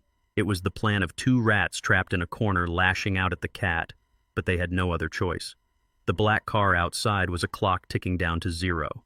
I watched them pack their few belongings. I watched them argue. I watched them spiral. They were coming for me, not for medicine, not for a deed. They were coming for my life because it was the only currency they had left to trade for their own. I picked up my phone. I dialed a number that went straight to a secure voicemail. "This is Director Barnes," I said. "I have a code red situation developing. 2 hostiles are inbound.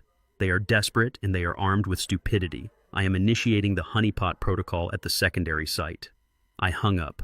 I looked at the screen one last time. Tyrell and Stephanie were sneaking out the back window of the motel bathroom trying to avoid the black car. They were running straight into the fire. I stood up and put on my jacket. I had to get to the warehouse. I had to set the stage for the final act. If they wanted to play gangsters, I would show them what a real war looked like. And this time there would be no SWAT team to save them from themselves. The warehouse was waiting. And so was the truth about what their father really did for a living. Desperation has a smell. It smells like stale sweat, cheap motel air conditioning, and the gun oil on a black market pistol. Tyrell sat on the edge of the mattress in the motel room staring at the weapon in his hands. It was a 9mm with the serial number filed off. He had bought it an hour ago from a contact he knew from his gambling circles. It cost him his wedding ring and the last $500 he had hidden in his shoe. Stephanie paced the small room like a caged tiger. She was manic. The fear of Carver the loan shark had pushed her past the point of rationality. She was no longer thinking about survival. She was thinking about conquest. She stopped pacing and looked at Tyrell. "Do you know how to use it?" she asked. Her voice was brittle. Tyrell looked up. His eyes were hollow. "I think so. You just point and pull the trigger right." "You have to be ready, Tyrell," she said, grabbing his shoulders. "You have to be ready to do whatever it takes.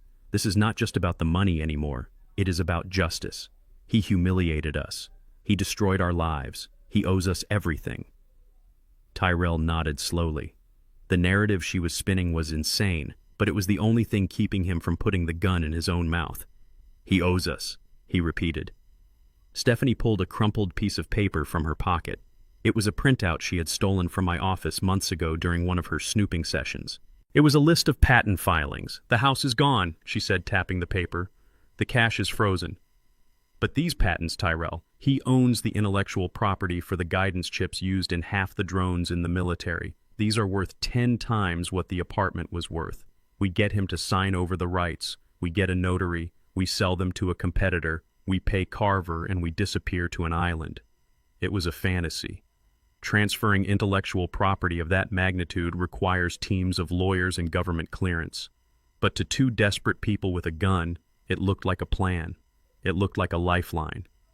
"We have to find him first," Tyrell said, standing up. He tucked the gun into his waistband. "I know where he is going," Stephanie said. "I tracked his phone." "You tracked him?" Tyrell asked, surprised. "I put an AirTag in the lining of his SUV trunk 3 months ago," she said with a twisted smile. "Just in case he ever got lost. He is on the move, Tyrell. He is leaving the city." They grabbed their bags. They ran out the back door of the motel, avoiding the black Lincoln parked out front. They got into their rental car. Tyrell drove. Stephanie navigated. They were not running away anymore. They were hunting. And they had no idea that the prey was leading them exactly where he wanted them to go. I sat in the driver's seat of my armored SUV watching the blue dot on my dashboard navigation screen. The dot was me. The red dot trailing 3 miles behind me was them. I knew about the AirTag. I had found it the day she planted it. I had left it there because misinformation is a powerful tool. Today, I was using it to reel them in. I was not fleeing the city. I was leading a parade. I turned off the main highway and took the exit toward the industrial sector.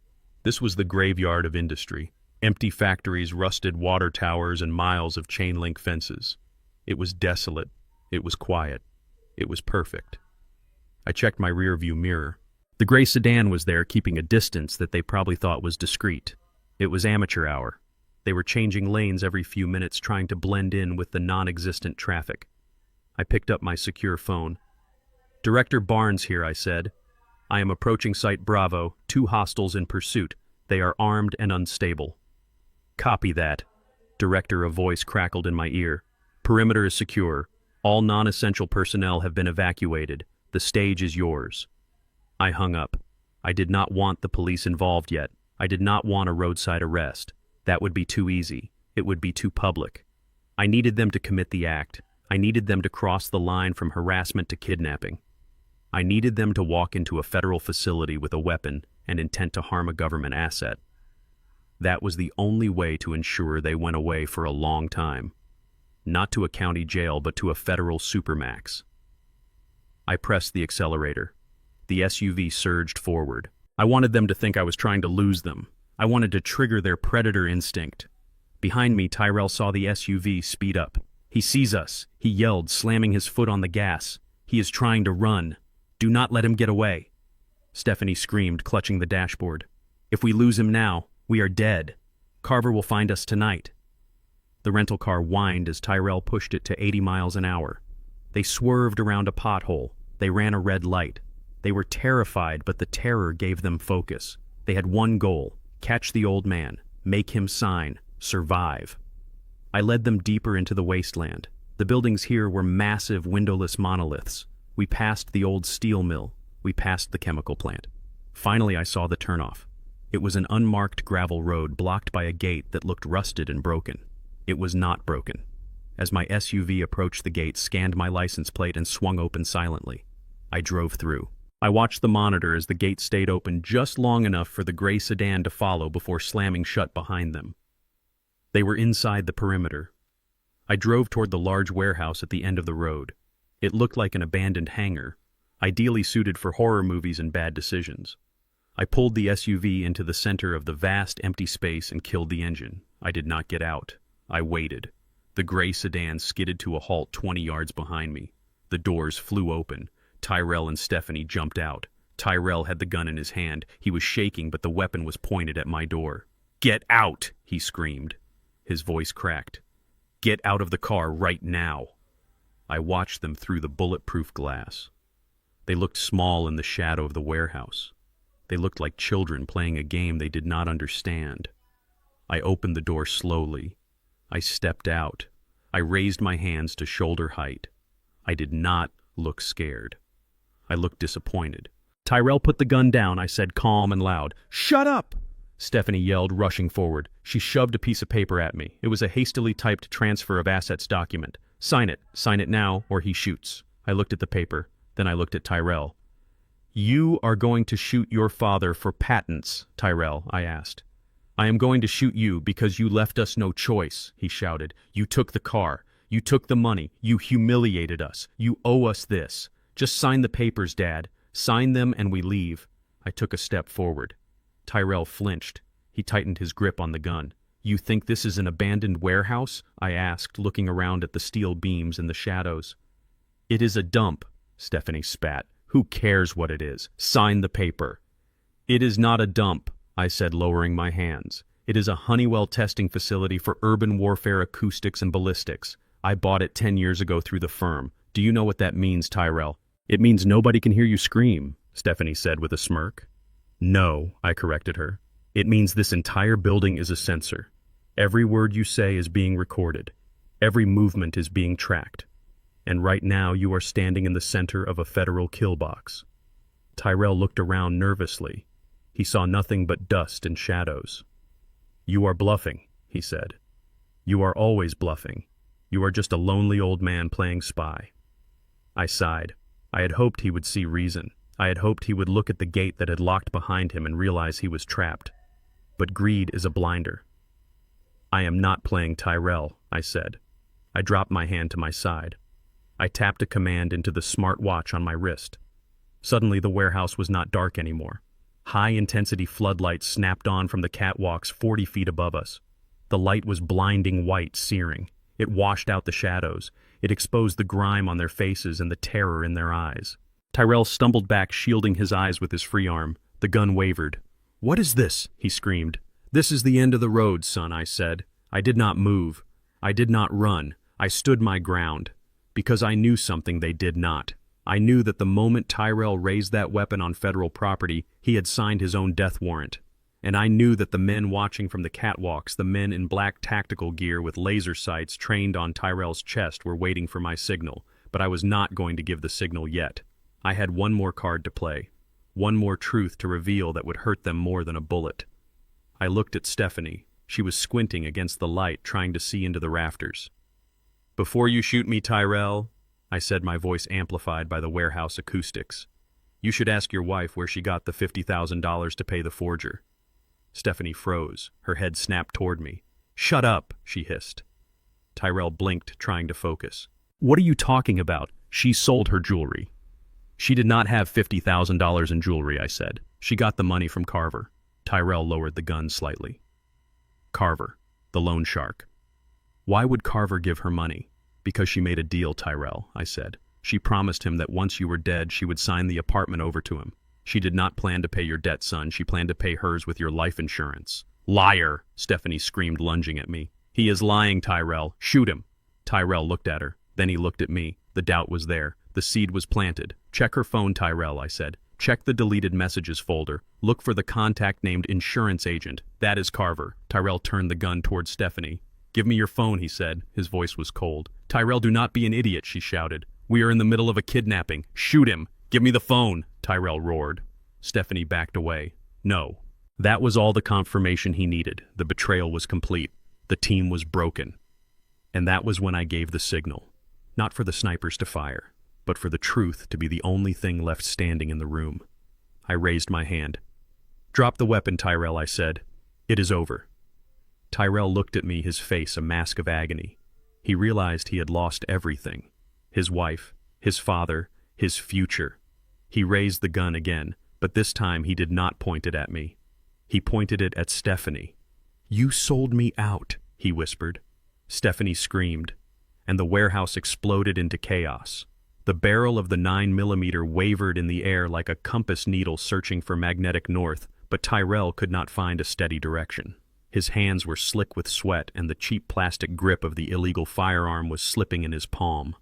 The warehouse was silent except for the hum of the high-voltage floodlights I had activated and the ragged, terrified breathing of my son. He looked at me, and then he looked at the gun, and then he looked back at me. He was trying to summon the courage to be a killer, but he was failing because at his core he was not a wolf. He was a sheep who had been led to the slaughterhouse by the woman standing next to him. Stephanie was vibrating with adrenaline. Her face was contorted into a mask of pure, unadulterated greed. She did not have a gun, but she was the one pulling the trigger. She shoved the crumpled transfer documents toward me again, thrusting the paper so close to my face I could smell the desperation on her skin. "Sign the damn papers, Langston," she shrieked. Her voice echoed off the corrugated steel walls, returning to us as a distorted, demonic chorus. "Sign them or he will shoot you. Do it, Tyrell. Show him you are a man. Put a bullet in his leg if he does not write his name." I did not look at the paper. I did not look at the gun. I looked at Tyrell. I saw the tears pooling in his eyes. I saw the conflict tearing him apart. He wanted the money. He wanted the safety. But he did not want to kill his father. He was waiting for me to save him one last time. He was waiting for me to take the gun away, or sign the paper, or tell him everything was going to be okay. I did none of those things. Instead, I looked around the empty warehouse floor. There was a single wooden crate sitting in the center of the illuminated circle, a prop left over from a ballistics test 3 years ago. I walked over to it slowly, deliberately. Tyrell flinched, tracking me with the muzzle of the gun, but he did not fire. I sat down on the crate. I crossed my legs. I brushed a speck of dust from my trousers. I looked like a CEO waiting for a board meeting to begin, not a hostage facing execution. This act of casual defiance broke Stephanie's brain. She pulled at her hair, letting out a frustrated, guttural sound. "Why are you sitting down?" she screamed. "This is not a game. We are going to kill you." "No, you are not, Stephanie," I said calmly. My voice carried perfectly in the acoustic chamber. "Tyrell is not going to kill me, and you are not going to get these patents. And do you know why? Because you are stubborn," she yelled. "Because you are a selfish old man who cares more about his money than his son's life." "No," I said. "Because Tyrell is just realizing that he is holding the gun at the wrong person." Tyrell blinked. "What are you talking about, Dad?" "Just sign the papers, please. I do not want to hurt you." "But Carver is going to kill me." "Carver is not going to kill you, Tyrell," I said softly. "Carver is going to kill you because Stephanie told him to." The sentence hung in the air, heavy and toxic. Tyrell lowered the gun an inch. What he whispered. Stephanie froze. Her eyes darted from me to Tyrell. "Do not listen to him, Tyrell. He is trying to confuse you. He is playing mind games. Shoot him." I reached into the inside pocket of my jacket. Tyrell jerked the gun up again, his finger tightening on the trigger. "Easy, son," I said. "I am not reaching for a weapon. I am reaching for the truth." I pulled out a thick envelope. It was not the patents. It was the surveillance packet my private investigator had handed me 4 hours ago. It contained the final piece of the puzzle, the evidence that turned this from a tragedy into a reckoning. I tossed the envelope onto the concrete floor. It slid across the dusty surface and stopped at Tyrell's feet. "Pick it up," I commanded. Tyrell looked at the envelope. Then he looked at Stephanie. She was pale now.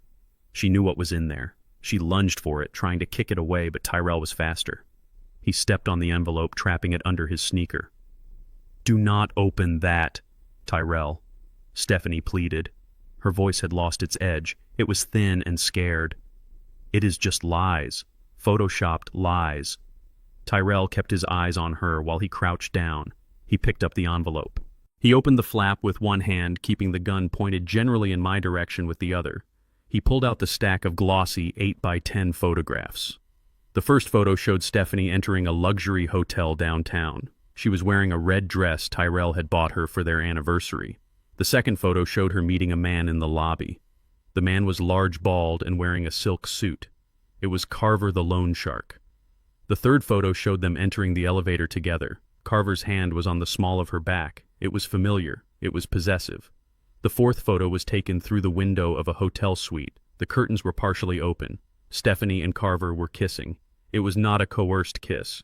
It was passionate. Tyrell dropped the gun to his side. His arm went limp. He stared at the photos. He shuffled through them. There were more. Stephanie and Carver having dinner. Stephanie and Carver laughing. Stephanie accepting a thick envelope of cash from Carver, the same $50,000 she had used to pay the forger.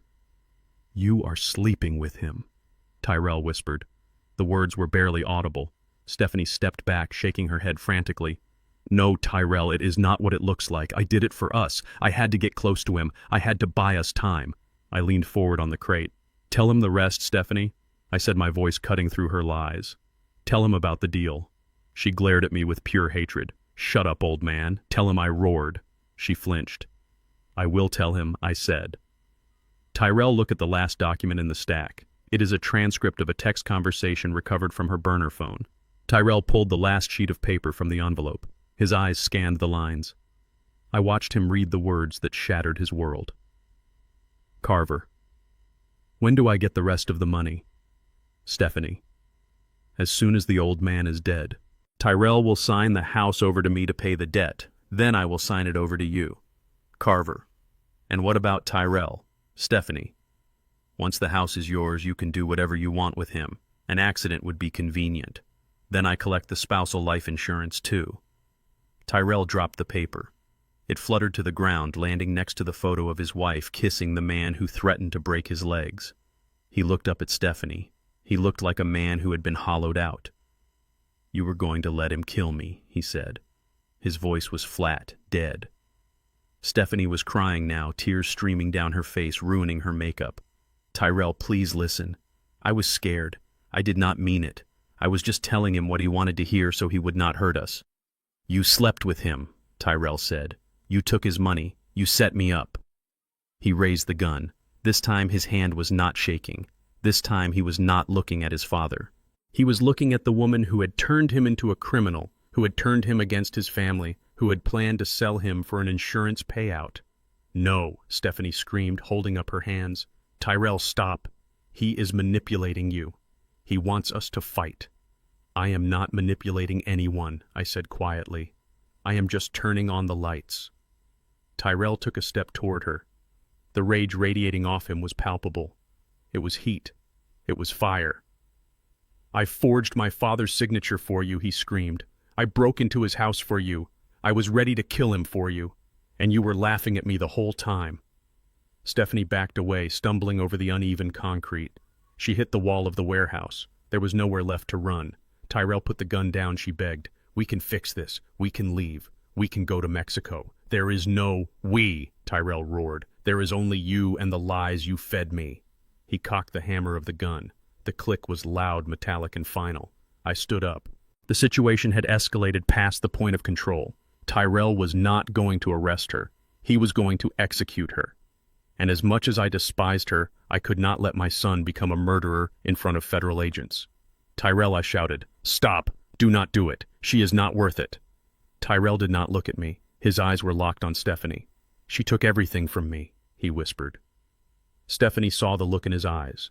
She saw death. And in that moment her survival instinct overrode her fear. She lunged. She threw herself at Tyrell, grabbing for the gun. They collided in a tangle of limbs in desperation. Tyrell shouted in surprise. Stephanie clawed at his face, digging her nails into his eyes. Tyrell tried to shove her away, but she held on tight, gripping the barrel of the weapon. "Let go!" he screamed. I ran toward them. I needed to intervene. I needed to stop this before it became irreversible.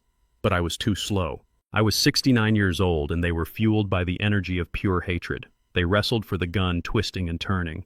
The barrel pointed at the ceiling, then at the floor, then wildly around the room. And then it happened. Stephanie yanked the gun toward herself, trying to wrench it from Tyrell's grip. Tyrell reflexively pulled back his finger, still inside the trigger guard. Bang! The sound was deafening in the enclosed space. It was not like the movies. It was a crack of thunder that hurt the ears. The muzzle flash lit up their faces for a split second, illuminating the horror in both of their eyes. They froze. For a second, nobody moved. The echo of the shot rolled around the warehouse, fading into silence. Then Stephanie let go of the gun. She took a step back. She looked down at her stomach. There was a small, dark hole in her white shirt. It was spreading rapidly, turning red. She looked up at Tyrell. Her mouth opened, but no sound came out. She looked surprised. Tyrell stared at her. He stared at the smoking gun in his hand. "Steph," he whispered. She collapsed. She did not fall gracefully. She crumbled, hitting the concrete with a dull, wet thud. Tyrell dropped the gun. It clattered on the floor. He fell to his knees beside her. He put his hands over the wound, trying to stop the blood, but it was pouring out between his fingers. "Dad," he screamed, looking at me. "Dad, help her." I stopped 10 feet away. I looked at Stephanie, gasping on the floor. I looked at Tyrell, covered in her blood. I did not move to help. I did not rush to apply pressure. I reached into my pocket and pulled out a small black remote. The game was over. The tragedy was complete. I pressed the red button on the remote. Above us, in the darkness of the catwalks, the sound of tactical rappelling ropes zipping broke the silence. The shadows moved. The cavalry had arrived. But they were not here to save Stephanie. They were here to clean up the mess. The bullet that took Stephanie down did not stop there. It continued its trajectory, a hot, angry hornet of lead and copper tearing through the air. I felt the burn on my upper arm a split second after the muzzle flash. It sliced through the fabric of my jacket and grazed the flesh of my shoulder. It was a flesh wound, painful but not lethal, yet it was the catalyst that turned a domestic tragedy into a federal incident. I stumbled back, gripping my arm, feeling the warm wetness of blood seeping through my fingers. Tyrell dropped the gun and fell to his knees beside his bleeding wife, but the echo of the gunshot had barely faded when the warehouse ceased to be a dark, abandoned storage space. I pressed the button on the remote in my pocket. The response was instantaneous and overwhelming. A bank of high-intensity halide floodlights slammed on from the ceiling grid 40 feet above us. The light was blinding, a physical force that washed out every shadow and turned the dusty concrete floor into a stage illuminated by the power of 1,000 suns. Tyrell screamed, covering his eyes, unable to look up. Stephanie gasped on the floor, clutching her stomach, her face pale and illuminated by the harsh glare. Then came the sound. It was not the wail of sirens. It was the synchronized thunder of heavy boots on steel catwalks. Ropes dropped from the darkness of the rafters, zipping down with the hiss of friction gear. Figures clad in full tactical black armor descended like spiders. They hit the floor with precision weapons, raised lasers cutting through the dust-filled air. They did not shout conflicting orders. They moved with the terrifying coordination of a Tier 1 asset protection team. "Secure the principal," a voice boomed over a loudspeaker. "Neutralize the hostiles." 3 operators formed a phalanx around me, shielding my body with ballistic shields. I was the principal. I was the E. Tyrell and Stephanie were the hostiles. Tyrell looked up through his fingers, his eyes adjusting to the glare. He saw the red dots dancing on his chest. He saw the suppressed rifles pointed at his head. He saw the patches on the chests of the men rushing toward him. They did not say police. They did not say sheriff. The letters were bold and yellow, FBI. and next to them operators wearing the insignia of the Department of Homeland Security. Tyrell froze. His brain could not process the escalation. He had brought a street gun to a fight with the federal government. He looked at me through the gap in the shields. "Dad," he whimpered. "Who are these people?" "They are not cops, Tyrell," I said, my voice flat. "And you are not in a warehouse. You are in a classified black site." The reality of the situation crashed down on Tyrell as two agents grabbed him and slammed his face into the concrete. He was not being arrested for assault. He was being taken down as an enemy combatant. The warehouse was not empty. As the tactical team secured the perimeter, a section of the floor hissed and began to retract. Tyrell lifted his head from the ground, spitting blood and dust, to watch as a hydraulic lift rose from the sub-basement. It carried a large sealed server rack and a series of display cases containing prototype guidance chips. "You see that, Tyrell?" I asked, pointing to the rising machinery. "That is the guidance system for the next generation of intercontinental ballistic missile defense. That is what I built. That is what I protect." Tyrell stared at the machinery. It looked like science fiction, but it was the cold, hard steel of national defense. "You said you fixed radios," he whispered. "I lied," I said. "I was the director of system security for the Department of Defense contractors. This facility is a sensitive compartmented information facility. It houses intellectual property vital to the national security of the United States." A man in a suit walked into the circle of light. He flashed a badge that carried the weight of federal authority. "Special Agent Miller." He looked at Tyrell with disdain. "Mr. Barnes," he said, addressing Tyrell, "by entering this facility, unauthorized, carrying an illegal firearm and discharging said weapon in the presence of a high-value government asset, you have committed crimes that go far beyond attempted murder." Stephanie groaned on the floor as a medic applied a pressure bandage to her wound. She was alive, but she was entering a world of pain. What crimes, she rasped.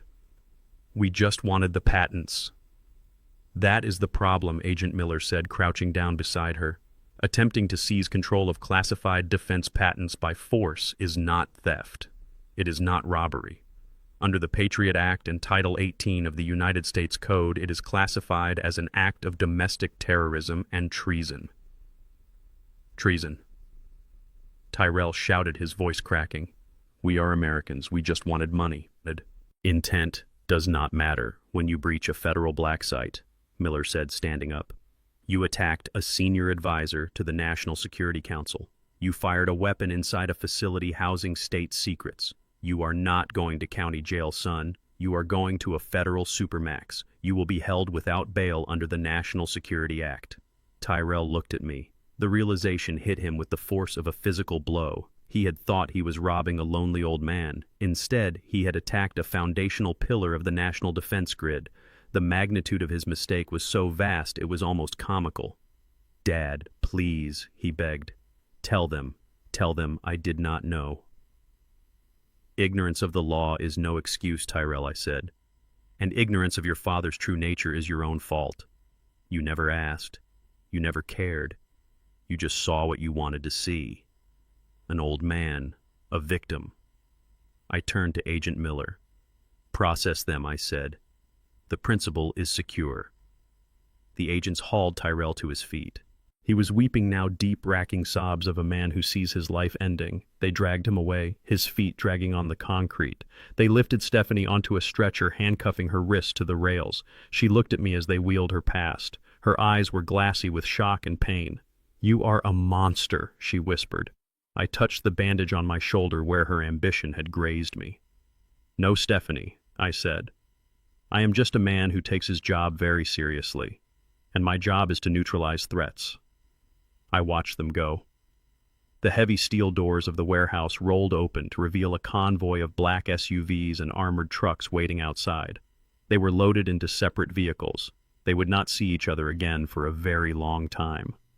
I stood alone in the center of the warehouse, surrounded by the humming servers and the silent, deadly efficiency of the federal agents.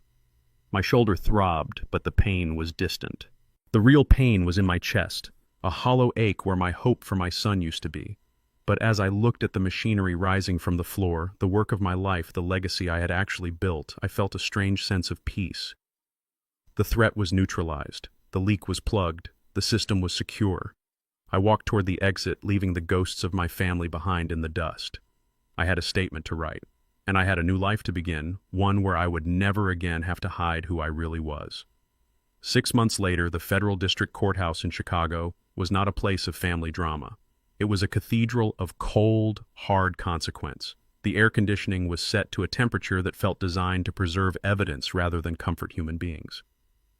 The walls were paneled in dark oak that seemed to absorb the light, leaving the room in a perpetual state of serious twilight. This was not a small claims court where ex-spouses argued over custody of a dog. This was where the United States government dismantled those who dared to threaten its security. I sat in the front row of the gallery, my shoulders still aching slightly when the weather turned. Beside me sat Special Agent Miller, who had traded his tactical gear for a suit that cost more than my old car. He did not look at me. He looked straight ahead, his eyes fixed on the empty jury box. The jury had not yet entered, but the tension in the room was palpable. It was the heavy static electricity that precedes a lightning strike. Tyrell and Stephanie were led in separately. They wore orange jumpsuits, not the tailored clothes they had worn to the warehouse. Their hands were shackled to their waists, and their ankles were chained together, forcing them to shuffle with small, humiliating steps. Tyrell looked like a man who had aged 20 years in 6 months. His hair was thinning, his skin was gray, and his eyes were empty craters. He did not look around. He stared at the table in front of him as if it were the only solid thing in a world that had dissolved. Stephanie, on the other hand, looked like a cornered animal. She scanned the room frantically, her eyes darting from the judge's bench to the prosecutor's table to me. When she saw me, her lip curled in a snarl, but she said nothing. Her lawyer, a public defender who looked exhausted before the proceedings even began, placed a hand on her arm to calm her. She shrugged it off violently. The judge entered. The Honorable Judge Holloway. She was a woman known for sentences that made grown men weep. She did not bang a gavel. She simply sat down and the room fell silent out of sheer respect and fear. The trial began not with arguments about feelings or misunderstandings, but with a brutal recitation of facts. The prosecutor laid out the case with surgical precision. The break-in at the secure apartment, the theft of the car, the forgery of the loan documents. And finally, the armed assault on a classified facility. When it was time for the defense, Stephanie's strategy became clear immediately. She was not fighting the charges. She was fighting for survival by standing on Tyrell's neck. Her lawyer stood up and pointed a finger at Tyrell. "My client was a victim of coercion," he stated. "She was terrified of her husband. Mr. Barnes has a history of gambling addiction and association with violent criminals. He forced Mrs. Barnes to participate in these schemes under threat of physical harm. She did not want to be in that warehouse. She was dragged there. I watched Tyrell as his wife threw him to the wolves. He did not react. He did not shout objection. He simply closed his eyes. The man who had forged my name, who had pointed a gun at my chest, was finally seeing the woman he had destroyed his life for. He was seeing her without the filter of lust or desperation. He was seeing the predator beneath the skin." Stephanie took the stand. She cried on cue. She told a story of the abusive husband who controlled her every move. She claimed she begged him not to buy the gun. She claimed she tried to stop him from shooting me. She painted herself as a martyr, a saint trapped in a marriage with a monster. It was a compelling performance. But it crumbled when the prosecutor played the audio from the warehouse. The recording was crystal clear. Stephanie's voice echoed through the courtroom, shrill and demanding. "Sign the damn papers, Langston, or he will shoot you. Do it, Tyrell. Show him you are a man." The jury listened. They heard the venom. They heard the command. They heard her order her husband to kill his father. When the tape ended, Stephanie was silent. She looked at the jury and saw 12 faces hardened by disgust. Her lawyer put his head in his hands. Then it was Tyrell's turn. He declined to testify. He sat there mute, accepting his fate. He had nothing to say. His silence was not an admission of guilt. It was an admission of defeat. He had realized too late that the enemy was not the government, and it was not his father. It was the person sleeping next to him. I was called to the stand last. I walked up the aisle, feeling the eyes of the courtroom on my back. I swore to tell the truth. "Mr. Barnes," the prosecutor asked, "do you believe your son was coerced?" I looked at Tyrell. He looked up at me for the first time. His eyes were wet. "No," I said. My voice was steady. "Coercion implies a lack of choice. Tyrell had choices every step of the way. He chose to gamble. He chose to lie. He chose to steal. He chose to buy a gun. He chose to point it at me. But surely the defense lawyer interjected, trying to salvage something. You must see that he was influenced by his wife. He is your son. Do you not want leniency for him? I looked at the judge. I touched the scar on my shoulder through my shirt. Your Honor, I said, I spent 40 years building systems to protect this country. I taught my son right from wrong.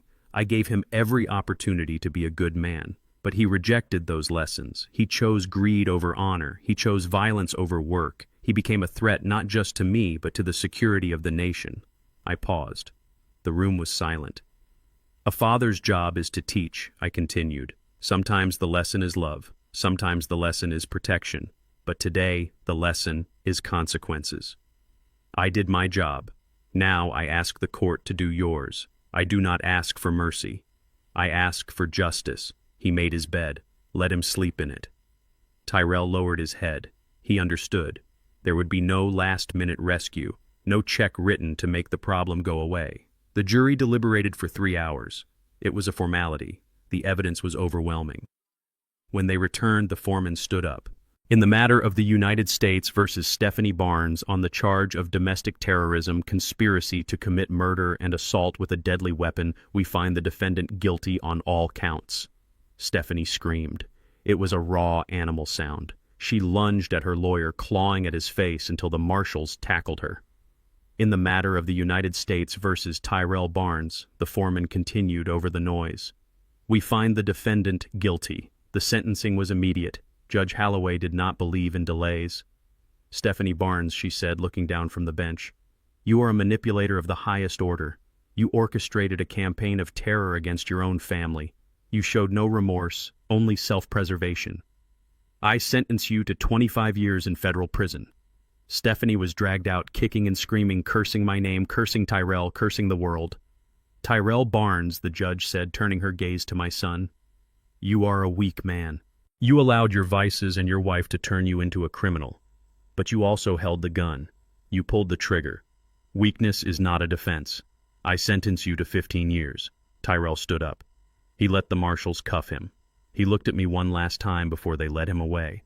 He did not look angry. He looked relieved. For the first time in years, he knew exactly where his next meal was coming from. He was going to a place where he could not gamble, where he could not disappoint anyone, because no one expected anything from him. The heavy oak doors closed behind them. The courtroom began to empty. I sat in the witness box for a moment longer. It was over. The threat was neutralized. The file was closed. Agent Miller walked up to the railing. It is done, Director, he said. Yes, I said, standing up. It is done. I walked out of the courthouse into the bright, cold sunlight of Chicago. The air tasted clean. I had lost a son, but I had regained my life. And for the first time in a long time, I did not have to look over my shoulder. 1 year later, the Pacific Ocean crashes against the cliffs below my new home in Malibu. It is not an apartment. It is a fortress of glass and white stone perched on the edge of the continent. The salt air is thick and clean. It smells of freedom. I stand in the garden wearing linen trousers and a loose shirt. The Chicago winter is a distant memory, a ghost that cannot haunt me here. I hold a brass watering can.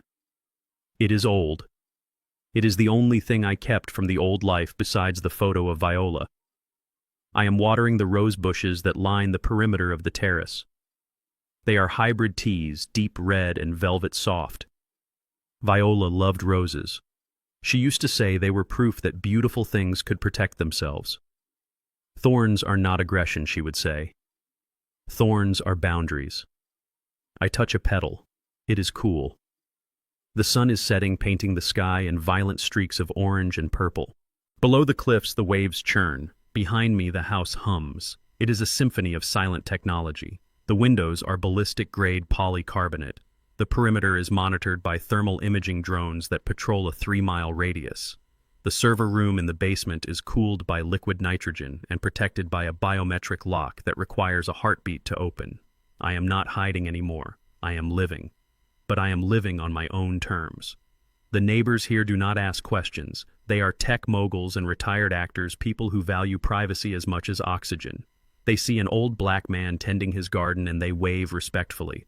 They do not know who I was. They do not know what I did. They only know that I bought the property cash and that my security system scares their private security teams. The garden is peaceful. The only sound is the rhythmic splash of water hitting the soil. I move from bush to bush. I prune a dead leaf. I check for aphids. It is a simple task. It is a task that requires patience and care. Two things I wasted on the wrong people for too long. But the roses do not lie. They do not steal. They do not plot. If you feed them, they grow. If you neglect them, they die. It is an honest relationship. I finish watering and set the can down on the stone path. I wipe my hands on a cloth. I look out at the ocean. The horizon is a straight line dividing the world into water and sky. It is clean. It is absolute, just like the law. I walk back into the house. The glass doors slide open silently as I approach, sensing my proximity via the chip in my watch. The interior is cool and expansive. I walk to the kitchen island, which is made of a single slab of black marble. Sitting on the surface is a stack of documents. They are thick, bonded paper bound in leather folders. Beside the documents stands a man in a suit. It is Garrett. He flew in this morning on a private jet. He looks relaxed. He has traded his three-piece suit for a blazer and no tie. He is drinking an espresso. Is everything in order? I ask, walking to the counter. Garrett nods. He taps the folder. Every I is dotted, every T is crossed. The trust is irrevocable. The board of directors has been vetted by the NSA per your request. The initial endowment is transferred and ready for disbursement. I open the folder. The first page reads the Viola Barnes Cybersecurity Scholarship Fund. $10 million, Garrett says. That is a lot of money, Langston. You could have bought a yacht. You could have bought an island. I pick up a heavy fountain pen. I do not want a yacht, Garrett. I want a legacy. I want to find the kids like me. The kids from the South Side who are smart enough to break codes but too poor to buy a computer. I want to give them a weapon. I want to teach them how to build walls, not just climb them. I sign my name at the bottom of the page. The ink flows black and permanent. This money will pay for tuition, housing, and top-secret clearance processing for 50 students a year, I say.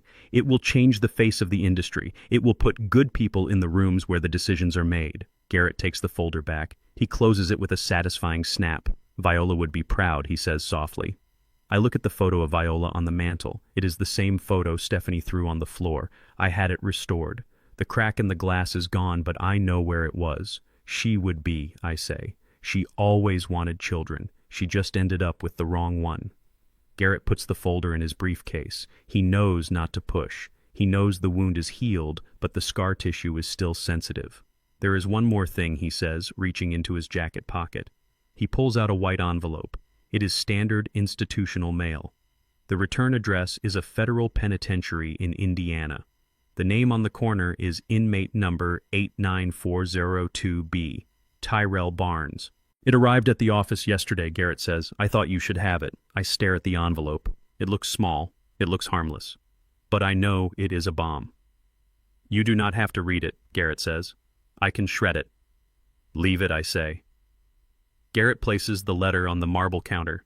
He finishes his espresso. I will let you be, he says. The pilot is waiting. Enjoy the sunset, Langston. You earned it. He walks out. The door slides shut. I am alone with the letter. I pick up the envelope. The paper is cheap and rough.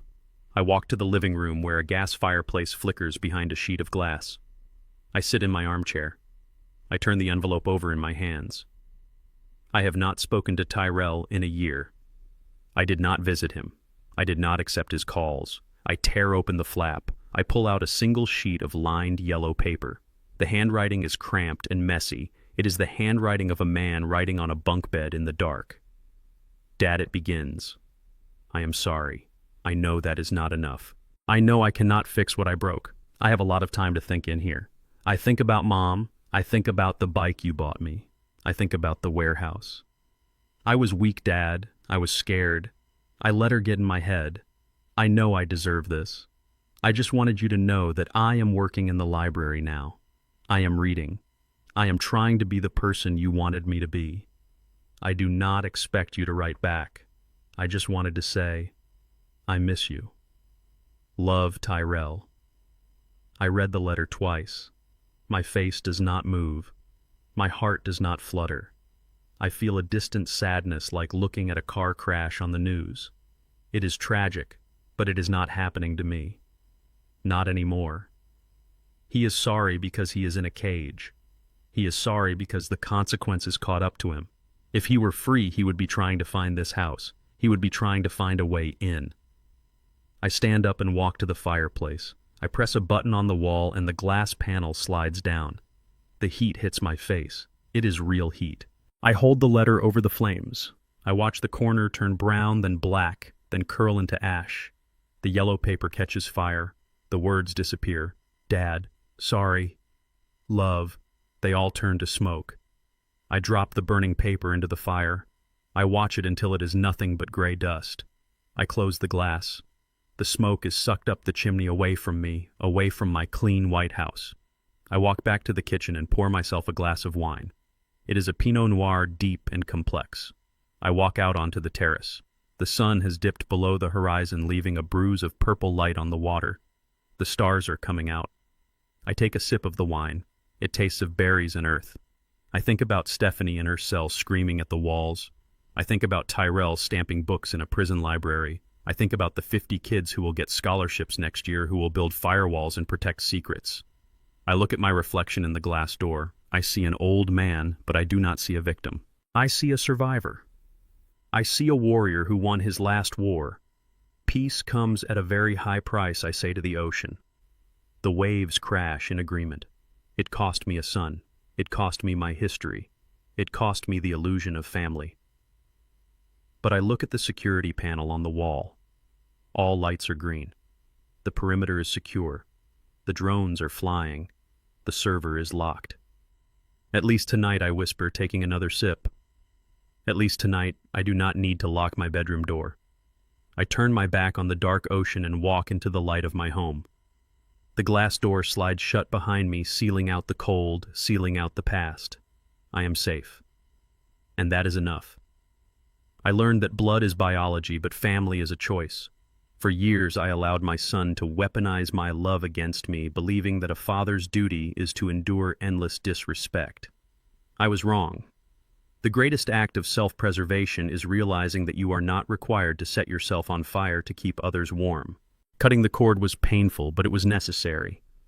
Peace is not found in fixing broken people who refuse to change. It is found in building a life where you no longer have to lock your door against your own kin. If you believe in justice, hit that like button and subscribe to the channel for more stories of truth and consequence. Tell me in the comments, at what point would you draw the line with your own family?